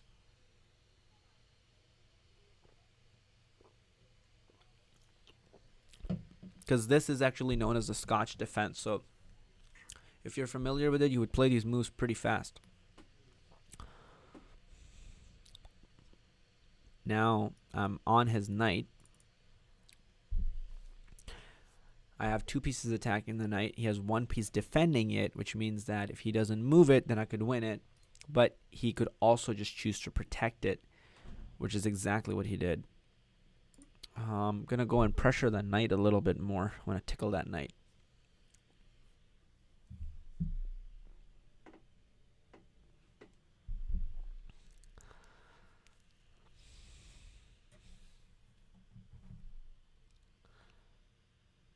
Getting lots of calls and happy birthday emails is beautiful. Thank you guys so much. I really appreciate it. I know that some of you guys who are emailing me are also in this live stream, which is amazing. Thank you, thank you, thank you.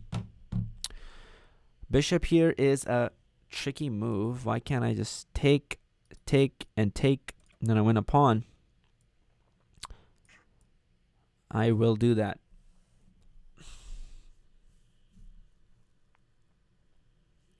So I think Austin missed the fact, maybe, unless he's doing something I don't see, but I think he missed the fact that I had 3 attackers on the knight and he had 2 protectors.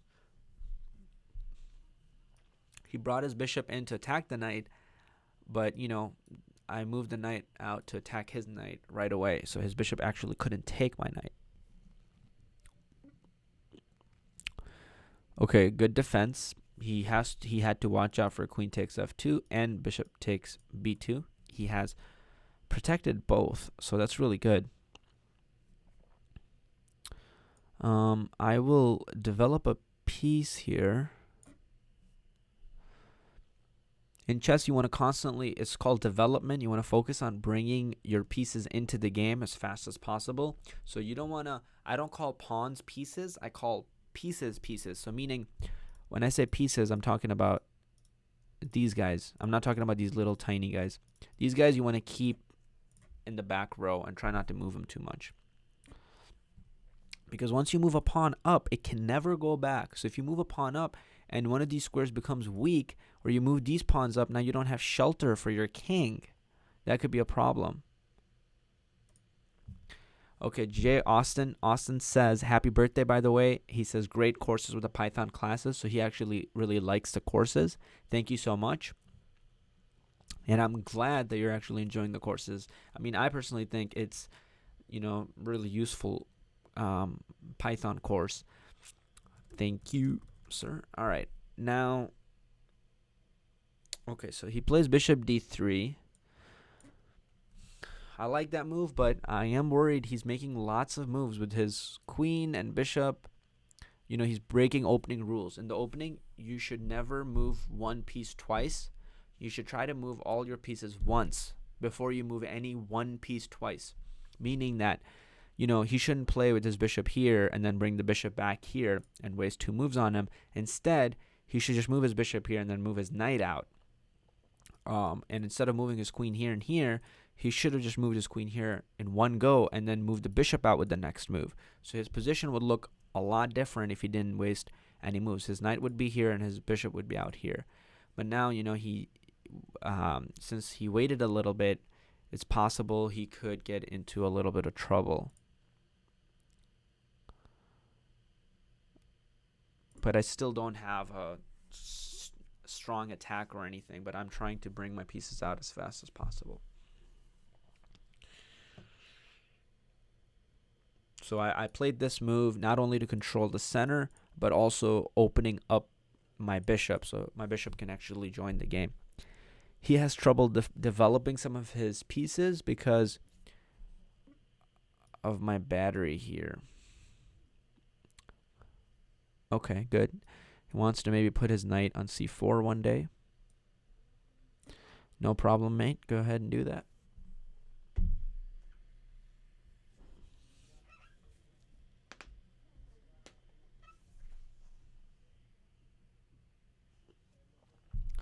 He still has trouble developing that bishop because my knight can go here. Okay, what if I play an annoying move like b5?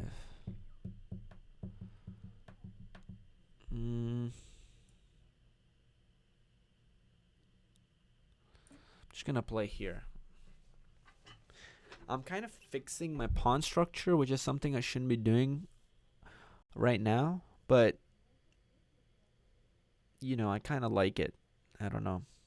I kind of like controlling those dark squares like that.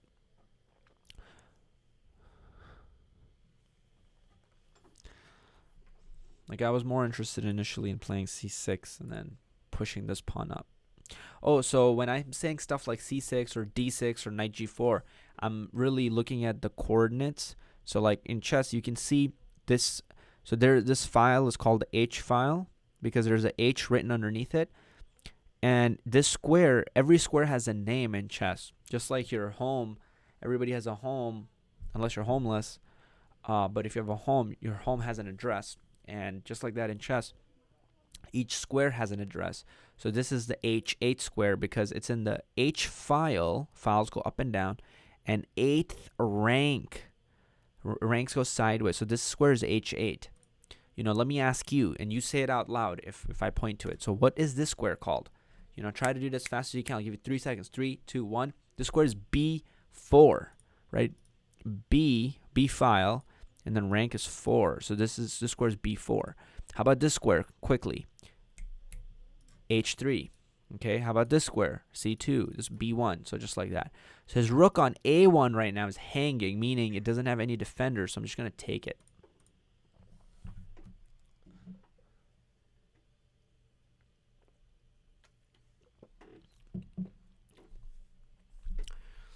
We got a few more challengers, and I'll play till the challenges are here, which is super cool. You know, I'm really happy, and thank you guys for actually playing with me. But I really appreciate it. You know, it's something I love chess, and it's awesome that I get to do it on my birthday and play with you guys. Like, this is unreal. This was never a possibility. You know, last year this wouldn't have been something that's possible. I kind of love how the internet works. You know, you're in some different part of the world, and you and I are just sitting here and, you know, able to play this face to face. It's really incredible.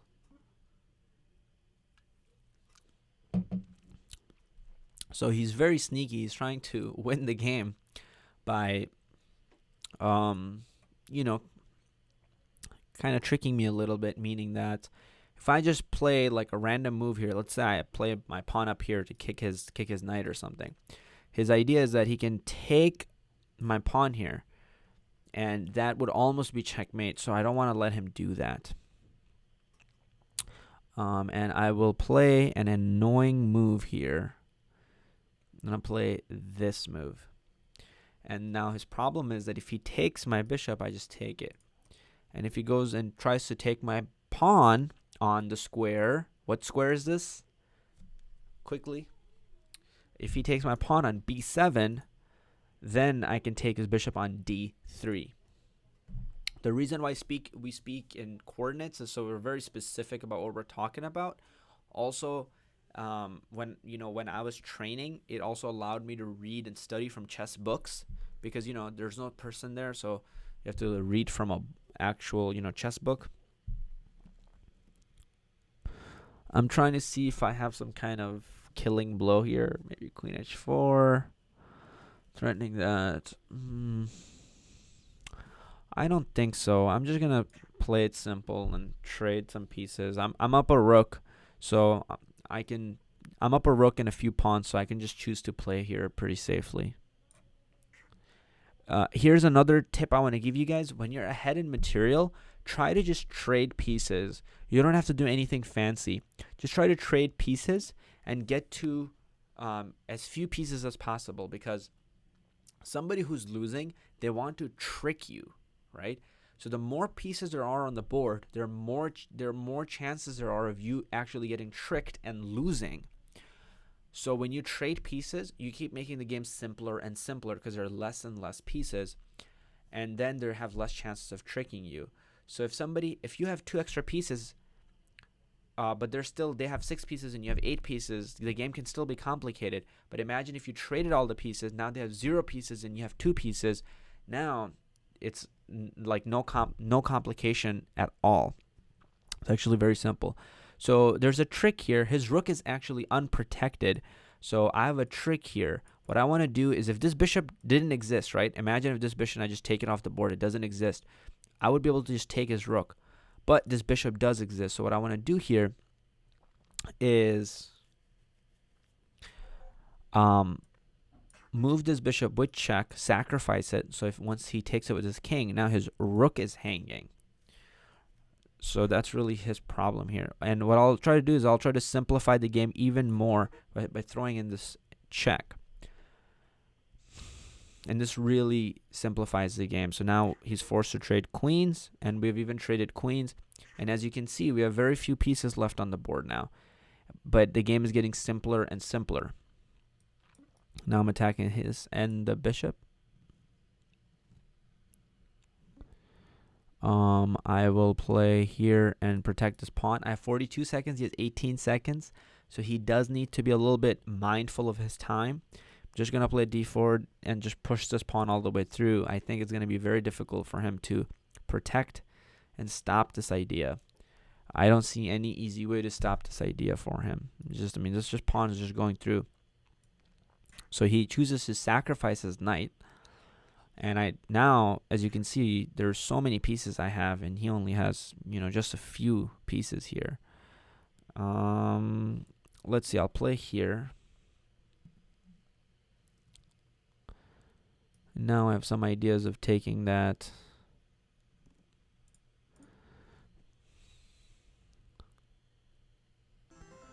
Okay, very good game. So he played pretty well, but he, in the end, he got in a little bit of trouble. He overlooked a few tactics.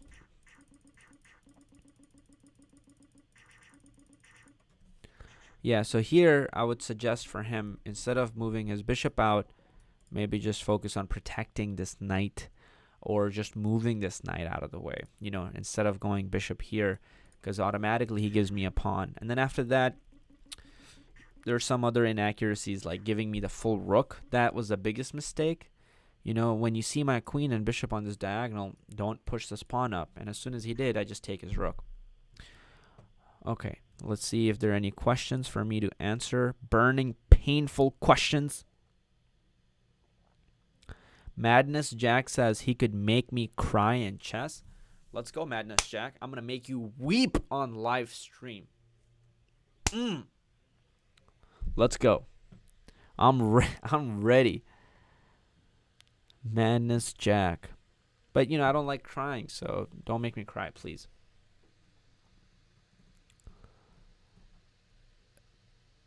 Let's see. Thank you for wishing me happy birthday.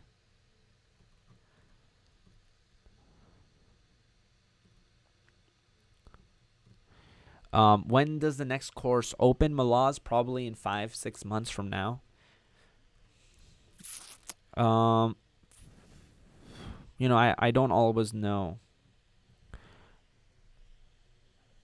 Silvio Gaming asks your thought about the mean stack, and he spelled it Stasja. But I know what you're talking about. Yeah, I know. Mean stack is basically, pretty sure it's, what is the M? I forget it sometimes. But A is for angular, and E is for something. I keep forgetting this. Okay, let's look it up. Mean stack. Yeah, A is for angular, N is for node, and then I forget what the E and the M is for.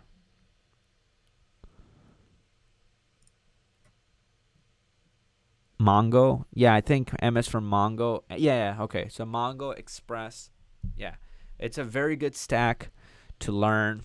and to get familiar with, but it is very complicated. For MongoDB, you need to know SQL.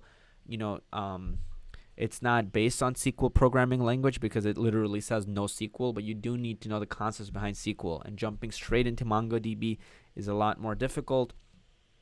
Definitely not as straightforward as just doing something with regular databases. Once you do something with regular databases, then I recommend to look into MongoDB. Angular is another framework that's pretty damn tricky. So you definitely need to be very comfortable with building websites from scratch just using HTML and CSS before you can really go on and take advantage of Angular. So I would do this a little bit later. Same thing with Node. It's a little bit more complicated. So you want to be familiar with JavaScript before you start going all out into Node. So that's what I would say on that question. It's a good stack, but those are the things that are required for it. So before you do MongoDB, learn a little bit of SQL. Before you do AngularJS, learn how to make websites from scratch using HTML, using CSS, using JavaScript. Go to websites like freecodecamp.com. You can learn from there as well how to build, websites. And then for Node.js, same thing. They'll teach you a lot of JavaScript, and then you can pick up Node along the way.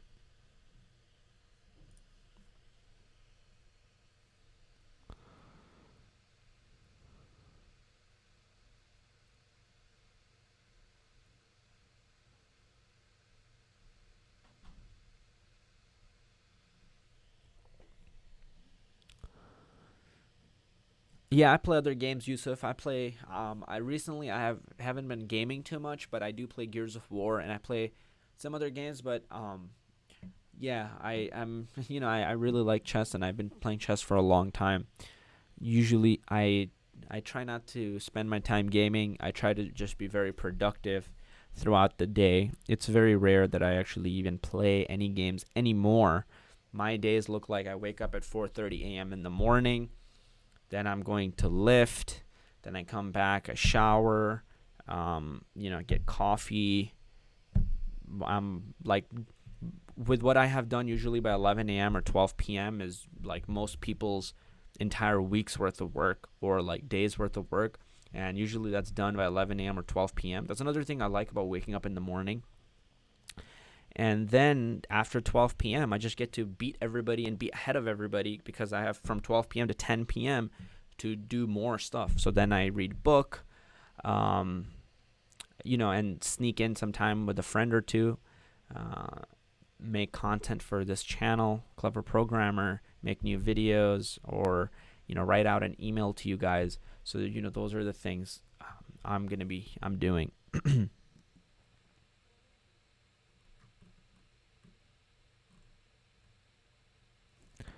John Smith says, code a software on live, please. Yeah, definitely. What I'll do is I've been thinking about this. Just do live stream, kind of casual, where you guys are watching over my shoulder, and I make an app or I'm starting to work on something, and I can show you guys how a framework like Flask and Django and whatever works, and how does HTML speak with Python code, and how does that speak with CSS and all of that. But I do need you guys to, in the meantime, go and learn the basic stuff, so then when I'm making those more advanced videos, you guys can follow along. I don't want to make something that only like 1% of this channel can get value from, whereas I'm trying to focus on stuff that 99.9% of the people on this channel can get value from. That's why I don't want to get too specific all the time with one framework, but definitely you can expect live trainings like that, John. Okay, so we have a few more challenges. I'm going to go and take a look at those challenges. Tory Maps and Mohammed. I'm going to play with Tory Maps, accept the challenge.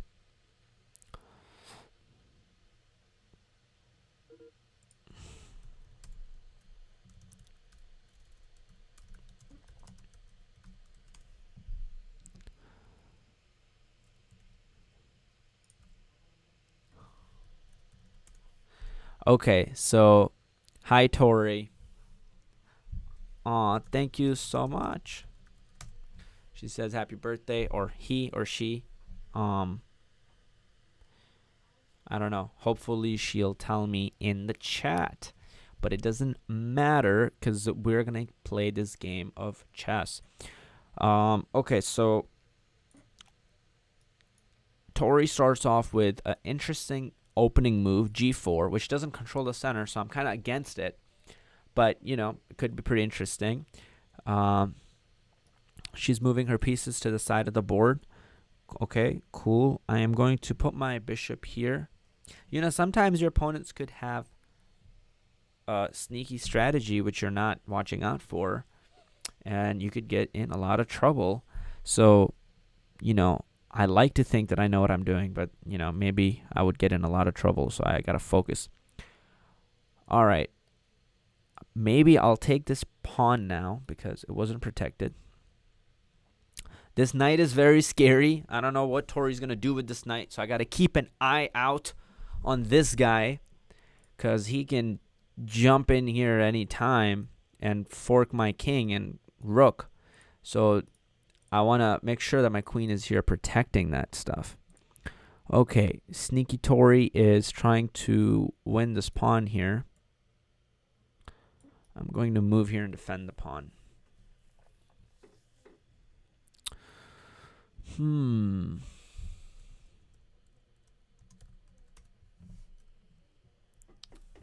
Let's see.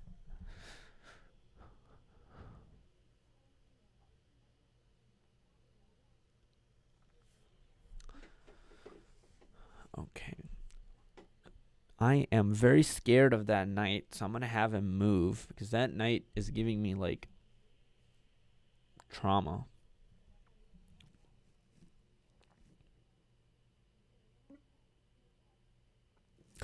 Oh my god, now the other knight's coming in? Jeez. Okay, so this knight is in trouble a little bit with my pawn. Could take it at any time. So she does have to be a little bit careful. And there's another sneaky little thing that I am threatening, which she needs to be careful about. But maybe she'll see it or maybe she'll miss it. We will see. Okay, so Tori is being really nice to me, giving me this cute little checkmate. She played really well, and here is the point I would point out. So this is a common thing that you guys can try. This is a technique you guys can try against anybody. Bring your bishop out here, put your queen here, and then take here and checkmate. So I'll show you this. You can actually use it to checkmate people in 4 moves, as little as 4 moves. And this is a very good idea to actually do against, you know, maybe you're playing with friends or family or anybody, and you want to one-up them, you know, beat them quickly. You can try this. So I'll show you. So for example, let's just say white's playing some simple, you know, let's flip the board here so we can see it from white's perspective. Flip board. So let's say that you're playing here. You put this bishop here to look at this pawn.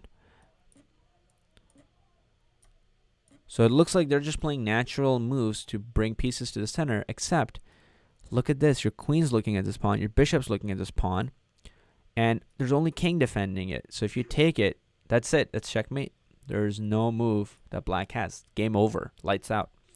And it took only 4 moves. So you guys can actually try this. Bishop out, queen out, and then go for a Chekalaka Shlamba checkmate, like Daniel Wrench says. Okay. I'm going to go back. Let's see.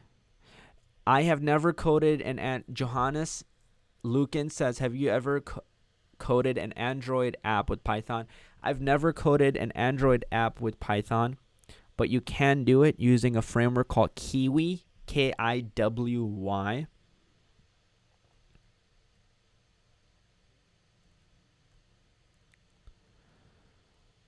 Okay.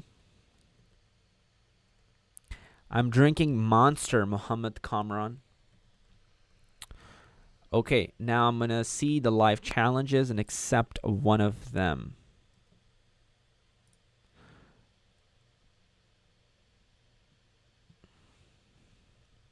Okay, last challenge. It's basically Ridge.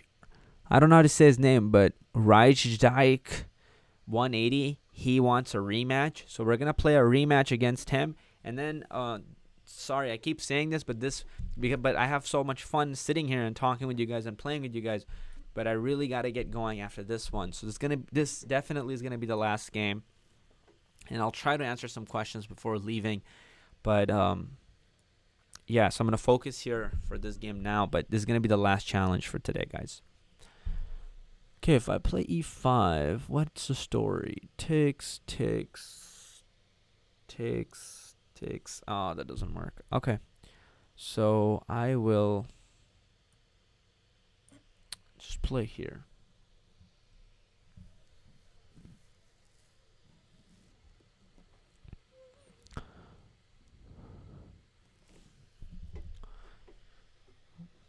He's a very good player.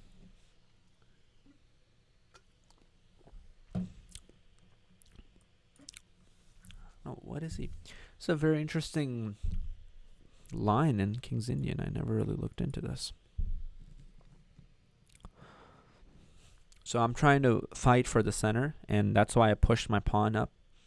But in the opening, and for much of chess, most of the chess is based on those 4 magical squares in the center. And whoever wins the battle over the center ends up winning the game. Okay, he just decides to move away.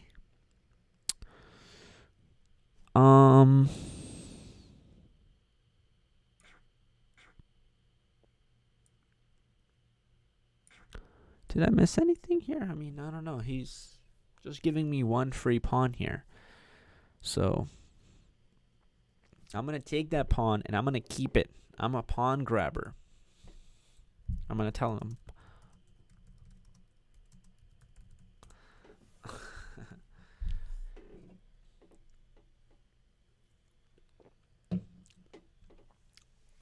In chess, you want to work with small advantages and make them bigger and bigger. And you want to do the same thing with, software development and programming.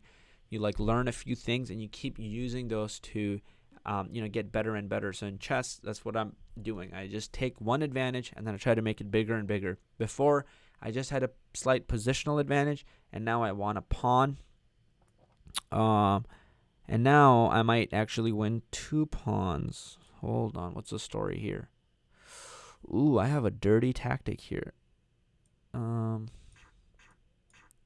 Yeah, this is not looking good for my friend Rajdijk. I took in an unintuitive way with the bishop first. Generally, you take with the knight first and then take with the bishop, and then I would hit the rook. But here he's quite frankly just in a lot of trouble. I'm up a bunch of pawns. Now I just want to trade. I want to make the game simpler. So to make the game simpler, all I want to do is just trade stuff. And as long as I trade stuff, I win. That's pretty much the story there. So I just want to keep, getting the pieces off the board. That's it.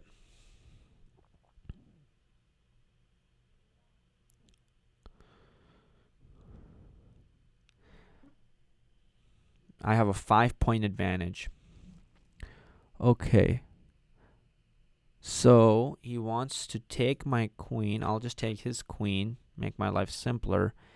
And then I want to put my bishop here. My rook wants to come in the game, so I want to move my bishop so I can get my rook in the game.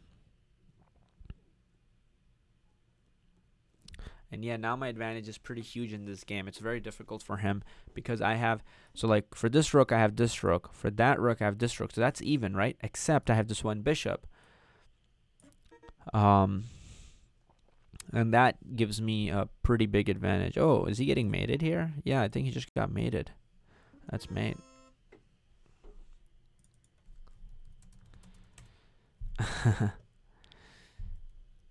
Okay, so that was checkmate. He kind of overlooked that idea. So what he needs to play here is king g1. And that way, when I move my rook here, it's not a check, but he played king h2, and that's a big mistake because after rook here, he moves his king out, and that's checkmate because bishop's guarding the rook.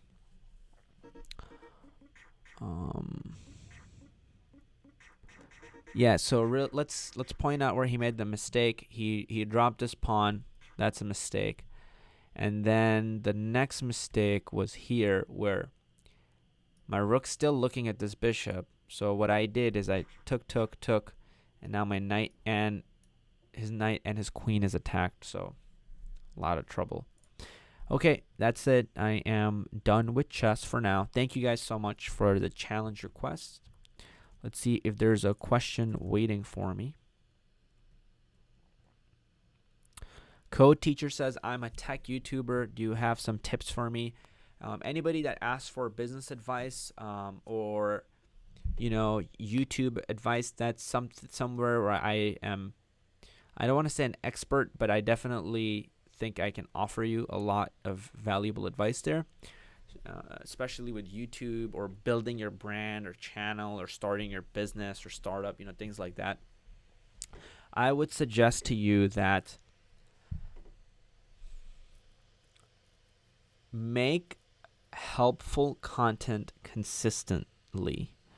So if you are, I don't know how many subscribers do you have. Tell me how many subscribers do you have, Code Teacher.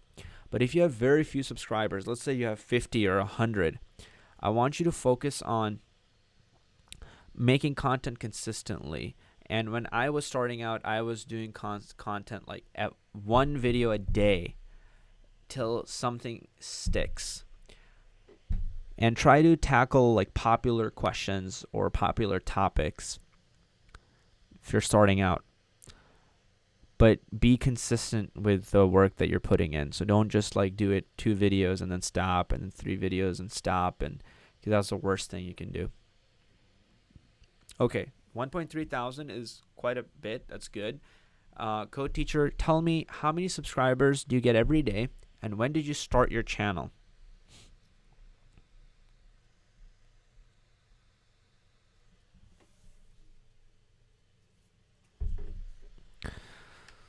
There's a little bit of lag in my stream, so I have to actually, whatever I say, you guys hear after like 20 seconds or something.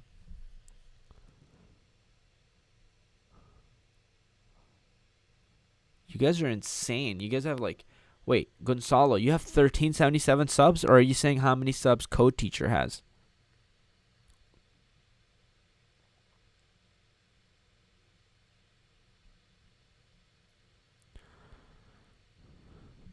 Okay, so all right, 1 year ago and 3 months. So I don't know how many subs you get per day, but I would assume not too many because you got 1.3 thousand in 1 year and 3 months. So post consistently, post about popular topics, and then the video that should cover the most general or the most interesting topic, right? Sometimes you even have to name it something that, it's not scammy, but it feels scammy to you sometimes. Like, for example, it took me a long time to make the video 4 easy ways to make money online. Like, that's such a scammy quote unquote title. But I did have a lot of valuable information. So if I do give it a boring title, a realistic title, there's going to be nobody that watches it. But the people who watch it, then what I did is make sure the quality of that content was so damn good and so on point, and the things that I show you, they're so tangible that you can actually use them to make money, especially if you're trying to be a programmer. So what happens is there are 2 things. You make it on a topic that's popular, so now people watch it. Now 2, the thing is that if it's good content, people want to share it. So now instead that 1 person coming to you is really 2 people coming to you. It's like doubling or tripling the views. And based on who's sharing it and how big of a following they have, then there are more views coming in from there and more shares happening there. So if you tackle a general hot topic, you definitely want to make sure that video is really good and not just you sitting on a webcam speaking, especially if your channel's starting out. That will really give you a boost.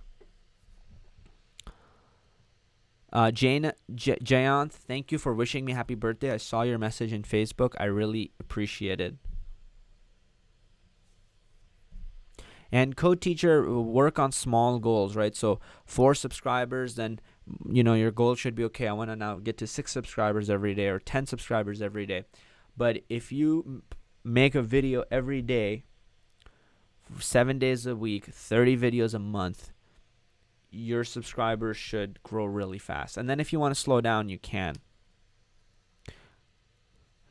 Jayan says, hey Kazi, any tips on how to concentrate and code for more time, how to get rid of any distractions? So I always like to code outside of my house, because with your house you associate, I don't know, going to the bathroom, reading a book, watching Game of Thrones, sitting watching Netflix, playing a game, playing guitar, playing chess, hanging out with friends, sleeping. There's so many things associated with your mind that I don't like to be at home when I'm working. So my home for a while was Panera Bread and Starbucks, and now it's my office. So if you can afford it, get an office. You can get it for you can get pretty good places for $700-800 a month. But if that's too expensive, then just go to Starbucks or go to Panera Bread or go to some local place that has a calm vibe that you like, and then you can associate getting coffee and working there. So then every time you go there, you kind of go in your zone. And then also listening to music, but very specific kind of music. Music distracts me a lot. Whenever I listen to music, I start listening to the lyrics and I'm just singing along with them. So I like to listen to, I go on Spotify, I go in genres, I click on moods, and then I go to the playlist called Focus or Brain Food, and those are playlists that play songs that don't have words. It's just very calm, relaxing background music that's not annoying at all. So that should help you.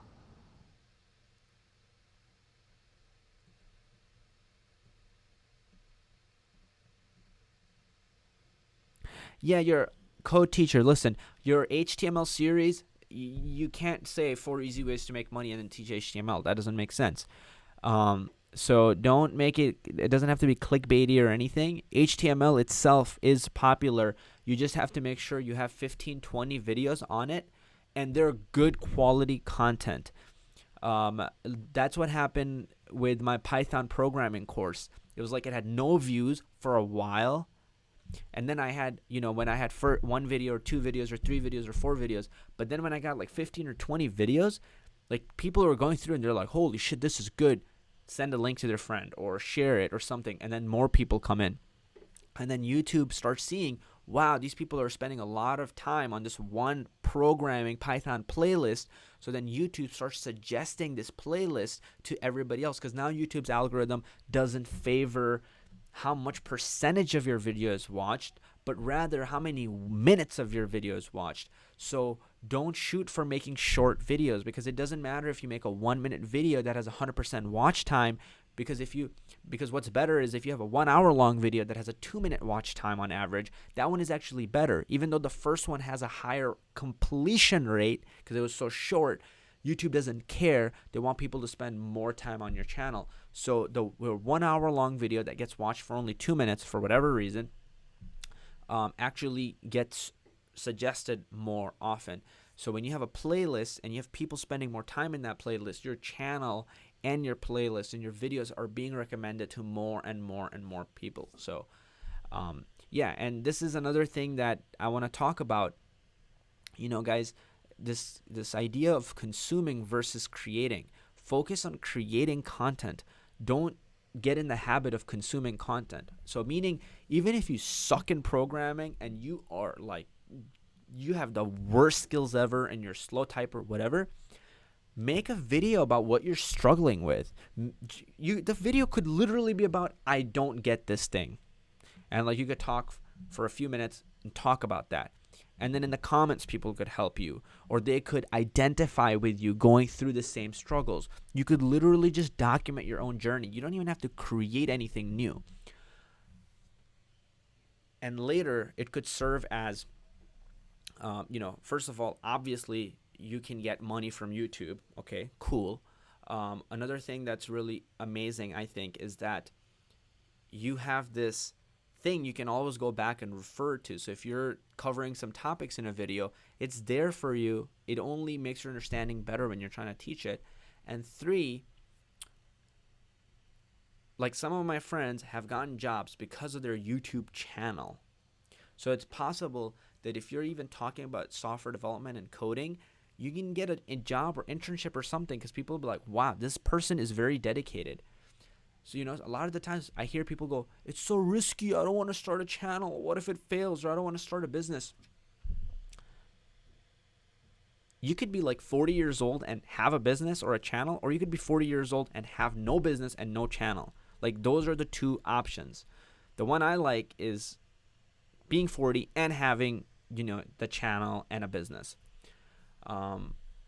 Because very often, what are you going to substitute that time with? Most of the times, we'll substitute that time with watching House of Cards.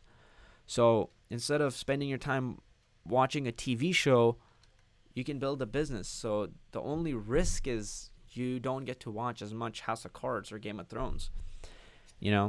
So it's not really a risk. And I suggest getting in the habit of creating content. Whether you want to write, you're scared shitless of being on camera, then just focus maybe on writing. Or overcome your fear of being in front of the camera. And if you're not that afraid of being in front of the camera, then make a video, because I think it's so easy to create video versus sitting and writing. But yeah, I went on a little bit of tangent there, but that's just a little bit of my philosophy, and hopefully it should be applicable outside of just YouTube.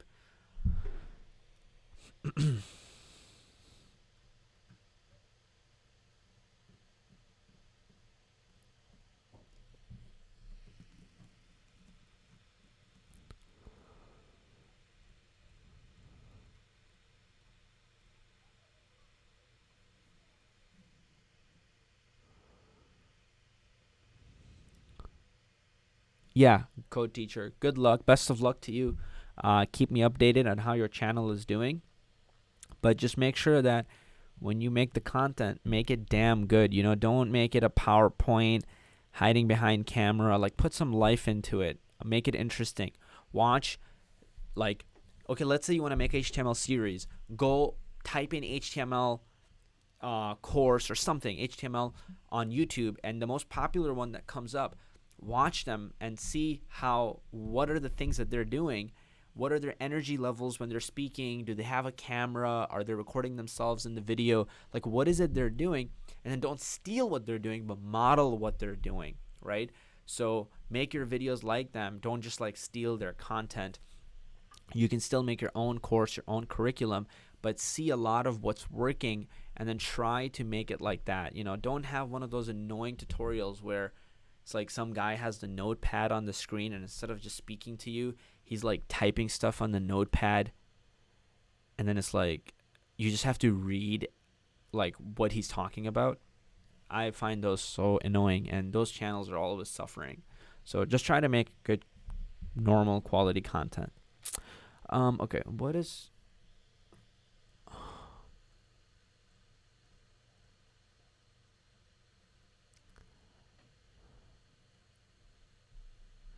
Sujit says, how do free apps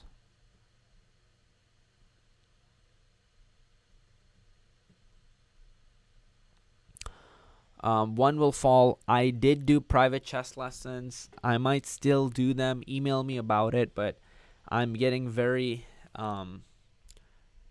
one-on-one time. I'm getting very crazy with my time. I'm trying not to do too much one-on-one with anybody, because I want to focus on making content that helps the whole world. So that's why one-on-one is getting tougher and tougher for me as time progresses, and I'm actually really trying to step away from it, to be honest. But yeah, I did used to do private chess lessons.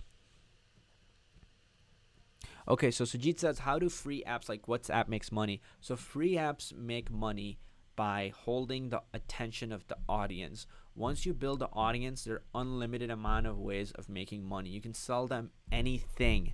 The number one thing is just having an audience and having people there. This is very important to understand. Meaning, even if you want to be a programmer, you want to create an app, most people think, oh, I'll just create a super awesome app and everybody will get it. That's unfortunately not what will happen. Here's what will happen. You will work really hard. You will spend years of your time.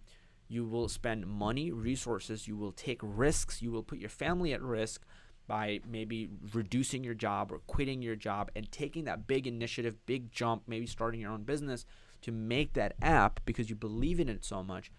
And then when you launch it and it's out there in the market, what you'll hear is crickets. Nobody gets it. And the reason is not because your app is not good or blah, blah, blah. The reason is you don't have an audience. So if you don't have anybody to get it, what the hell's the point of your material or course? That was one of the biggest realizations I had when I was working on some of my courses, because I've always loved teaching. And I built my Chesstastic business, which, I say it's failed, but really I just stopped working on it. But it's called chesstastic.com. And it's still online, but I don't really do anything with it too much. But you know what? I lost my train of thought. If somebody could remind me in the chat, but Jesus, I just had a train wreck.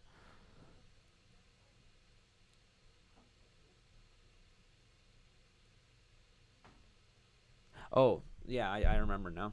So make sure that you have an audience before you. So basically, my Chesstastic channel, I made these amazing, phenomenal chess courses, and then I was like, okay, I'll just sell them. Great, and nobody ever bought them. Nobody took me up on my offer, and it was like months of time. I spent months on like designing the logo, spending money on the logo. And you have to understand, I was 17 or 18 years old, even younger, maybe 16 years old when I was building that company, and I had no like real money. It was like a little bit of money, but it wasn't a lot of money.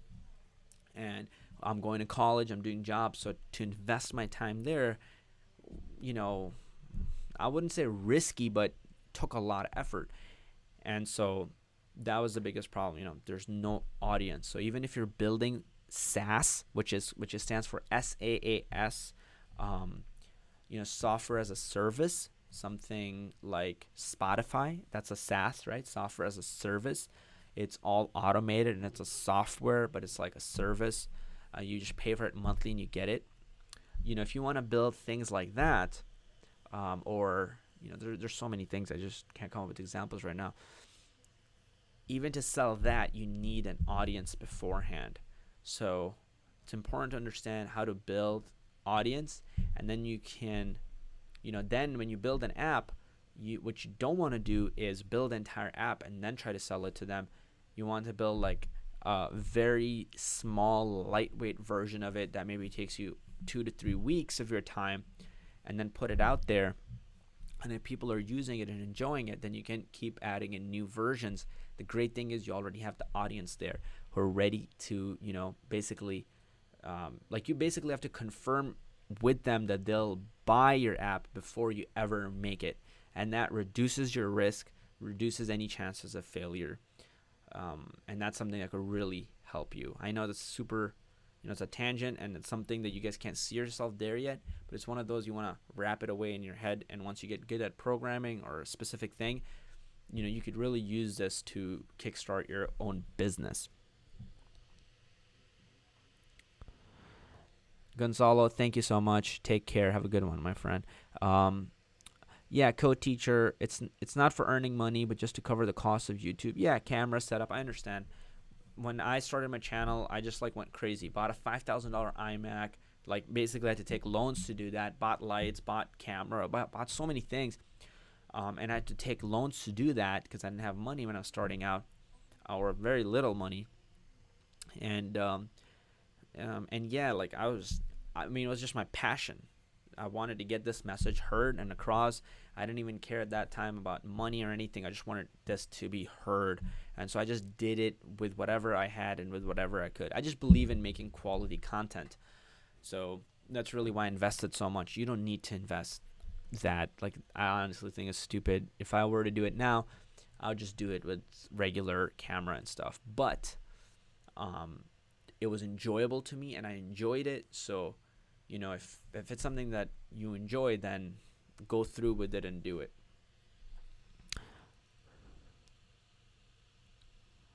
Ryan, that is great to hear, my friend. That's good.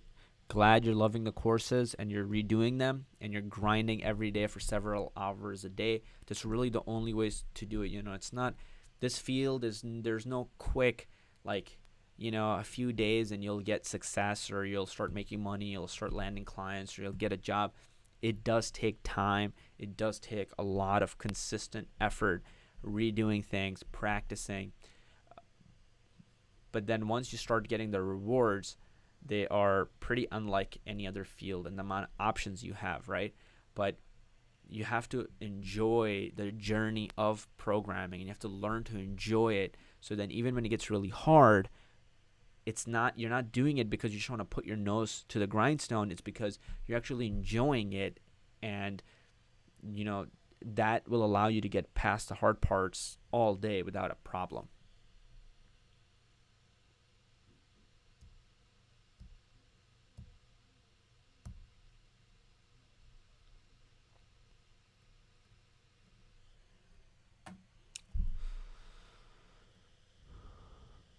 Jonah, you said that this course has done nothing for you, and you've been in programming for 3 years. Do you have a programming job right now?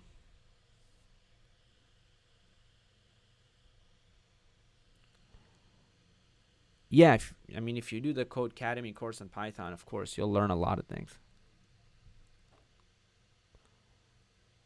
Fembem Dingo, yes, I will teach you guys how to connect Python to different frameworks. Ryan, good job. Yes, exactly. If you're in Silicon Valley, take advantage of the resources around there. Network with people.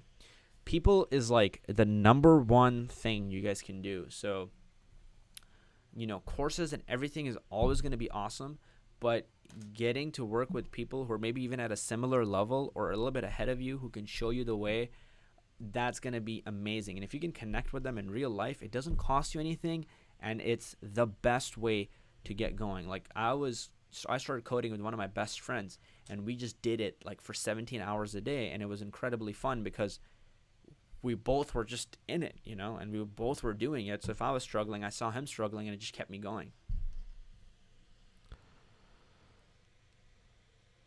Jordan, to come up with ideas, first think about replicating things that exist, and then you'll get better at coming up with ideas, because there are two problems with coming up with an idea. One is obviously coming up with the idea. Two, it's executing the idea that you come up with. So even if you come up with an idea, how do you know that you have the skill to execute it? Is it going to be like 2 month long journey, and at the end you find out you couldn't execute it and you didn't know the tools? So that's why work on making stuff that already exists and try to clone it, and then you can actually move on. So like, go online and type in like Python app tutorial, or there's an app I show you guys how to make it. I have a YouTube tutorial on it. It's a texting app, so you can actually type in text app Python clever program or something like that. My video should come up, and in that video I show you how to make an app. So basically, in the start, you want to just follow along and go on and just do exactly what's happening, and then go on little tangents to, like, what if I do this instead? What if I do this instead while you're following the tutorial? And once you build a few apps, you'll start to get an idea of how do you make them? What kind of ideas should I make them about? And then later, you can also know whether you have the skill set to make something or not. Okay? But first, don't just start off by, I want to just create something out of the blue. First, Jordan, focus on making something that already exists. Maybe you can start off with the Pomodoro timer. People go on your app and they click it, and the timer starts for 5 minutes, and then it makes a little noise or does something. Something simple, and then go from there. Okay, guys, I'm going to get going. I'm going to take maybe one question or something. Sahil, he says, I'm planning to learn C after completing the book, Learning Python the Hard Way. Okay, sure. Enjoy, have fun. I never understand why. Okay, so I wanted to do this as well for the longest time, just do language hopping. And, now I can save you a lot of time and just tell you, like, if you want to excel in the field, language hopping isn't going to get you there the fastest way. It doesn't hurt you, it does make you more knowledgeable, but it doesn't get you to where you want to go in the fastest way. Specializing does, and then after specializing, you can become more of a generalist if you want to. So if you have learned Python, I would say stick with Python. But if you learned C and you're good with C, then I would say just stick with C and keep going instead of learning like 10 different languages and becoming proficient at them, because it's not about the languages, it's about what you can do with the languages.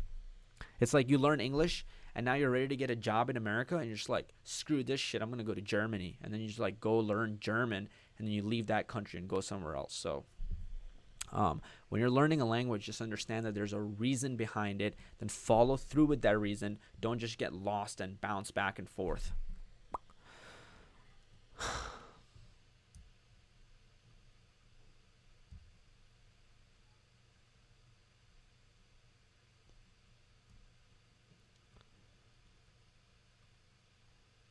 Ayush, having a victim mentality and a whiny attitude will not get you far, my friend.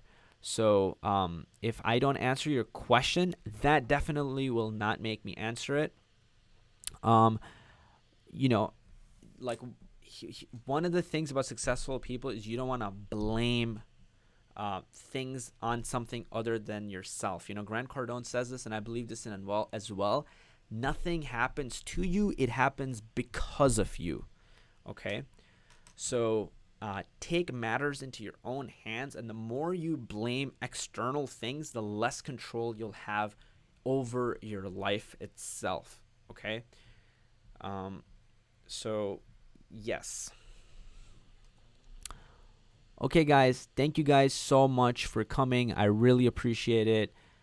And I'm going to get going and enjoy the rest of my day. Honestly, yeah, thank you guys so much for coming. I appreciate it so much. It was awesome. We got to play some chess. I might do this again. Hopefully, I try to provide you guys with some value. But that is it, guys. Thank you guys so much. As always, I love your face off.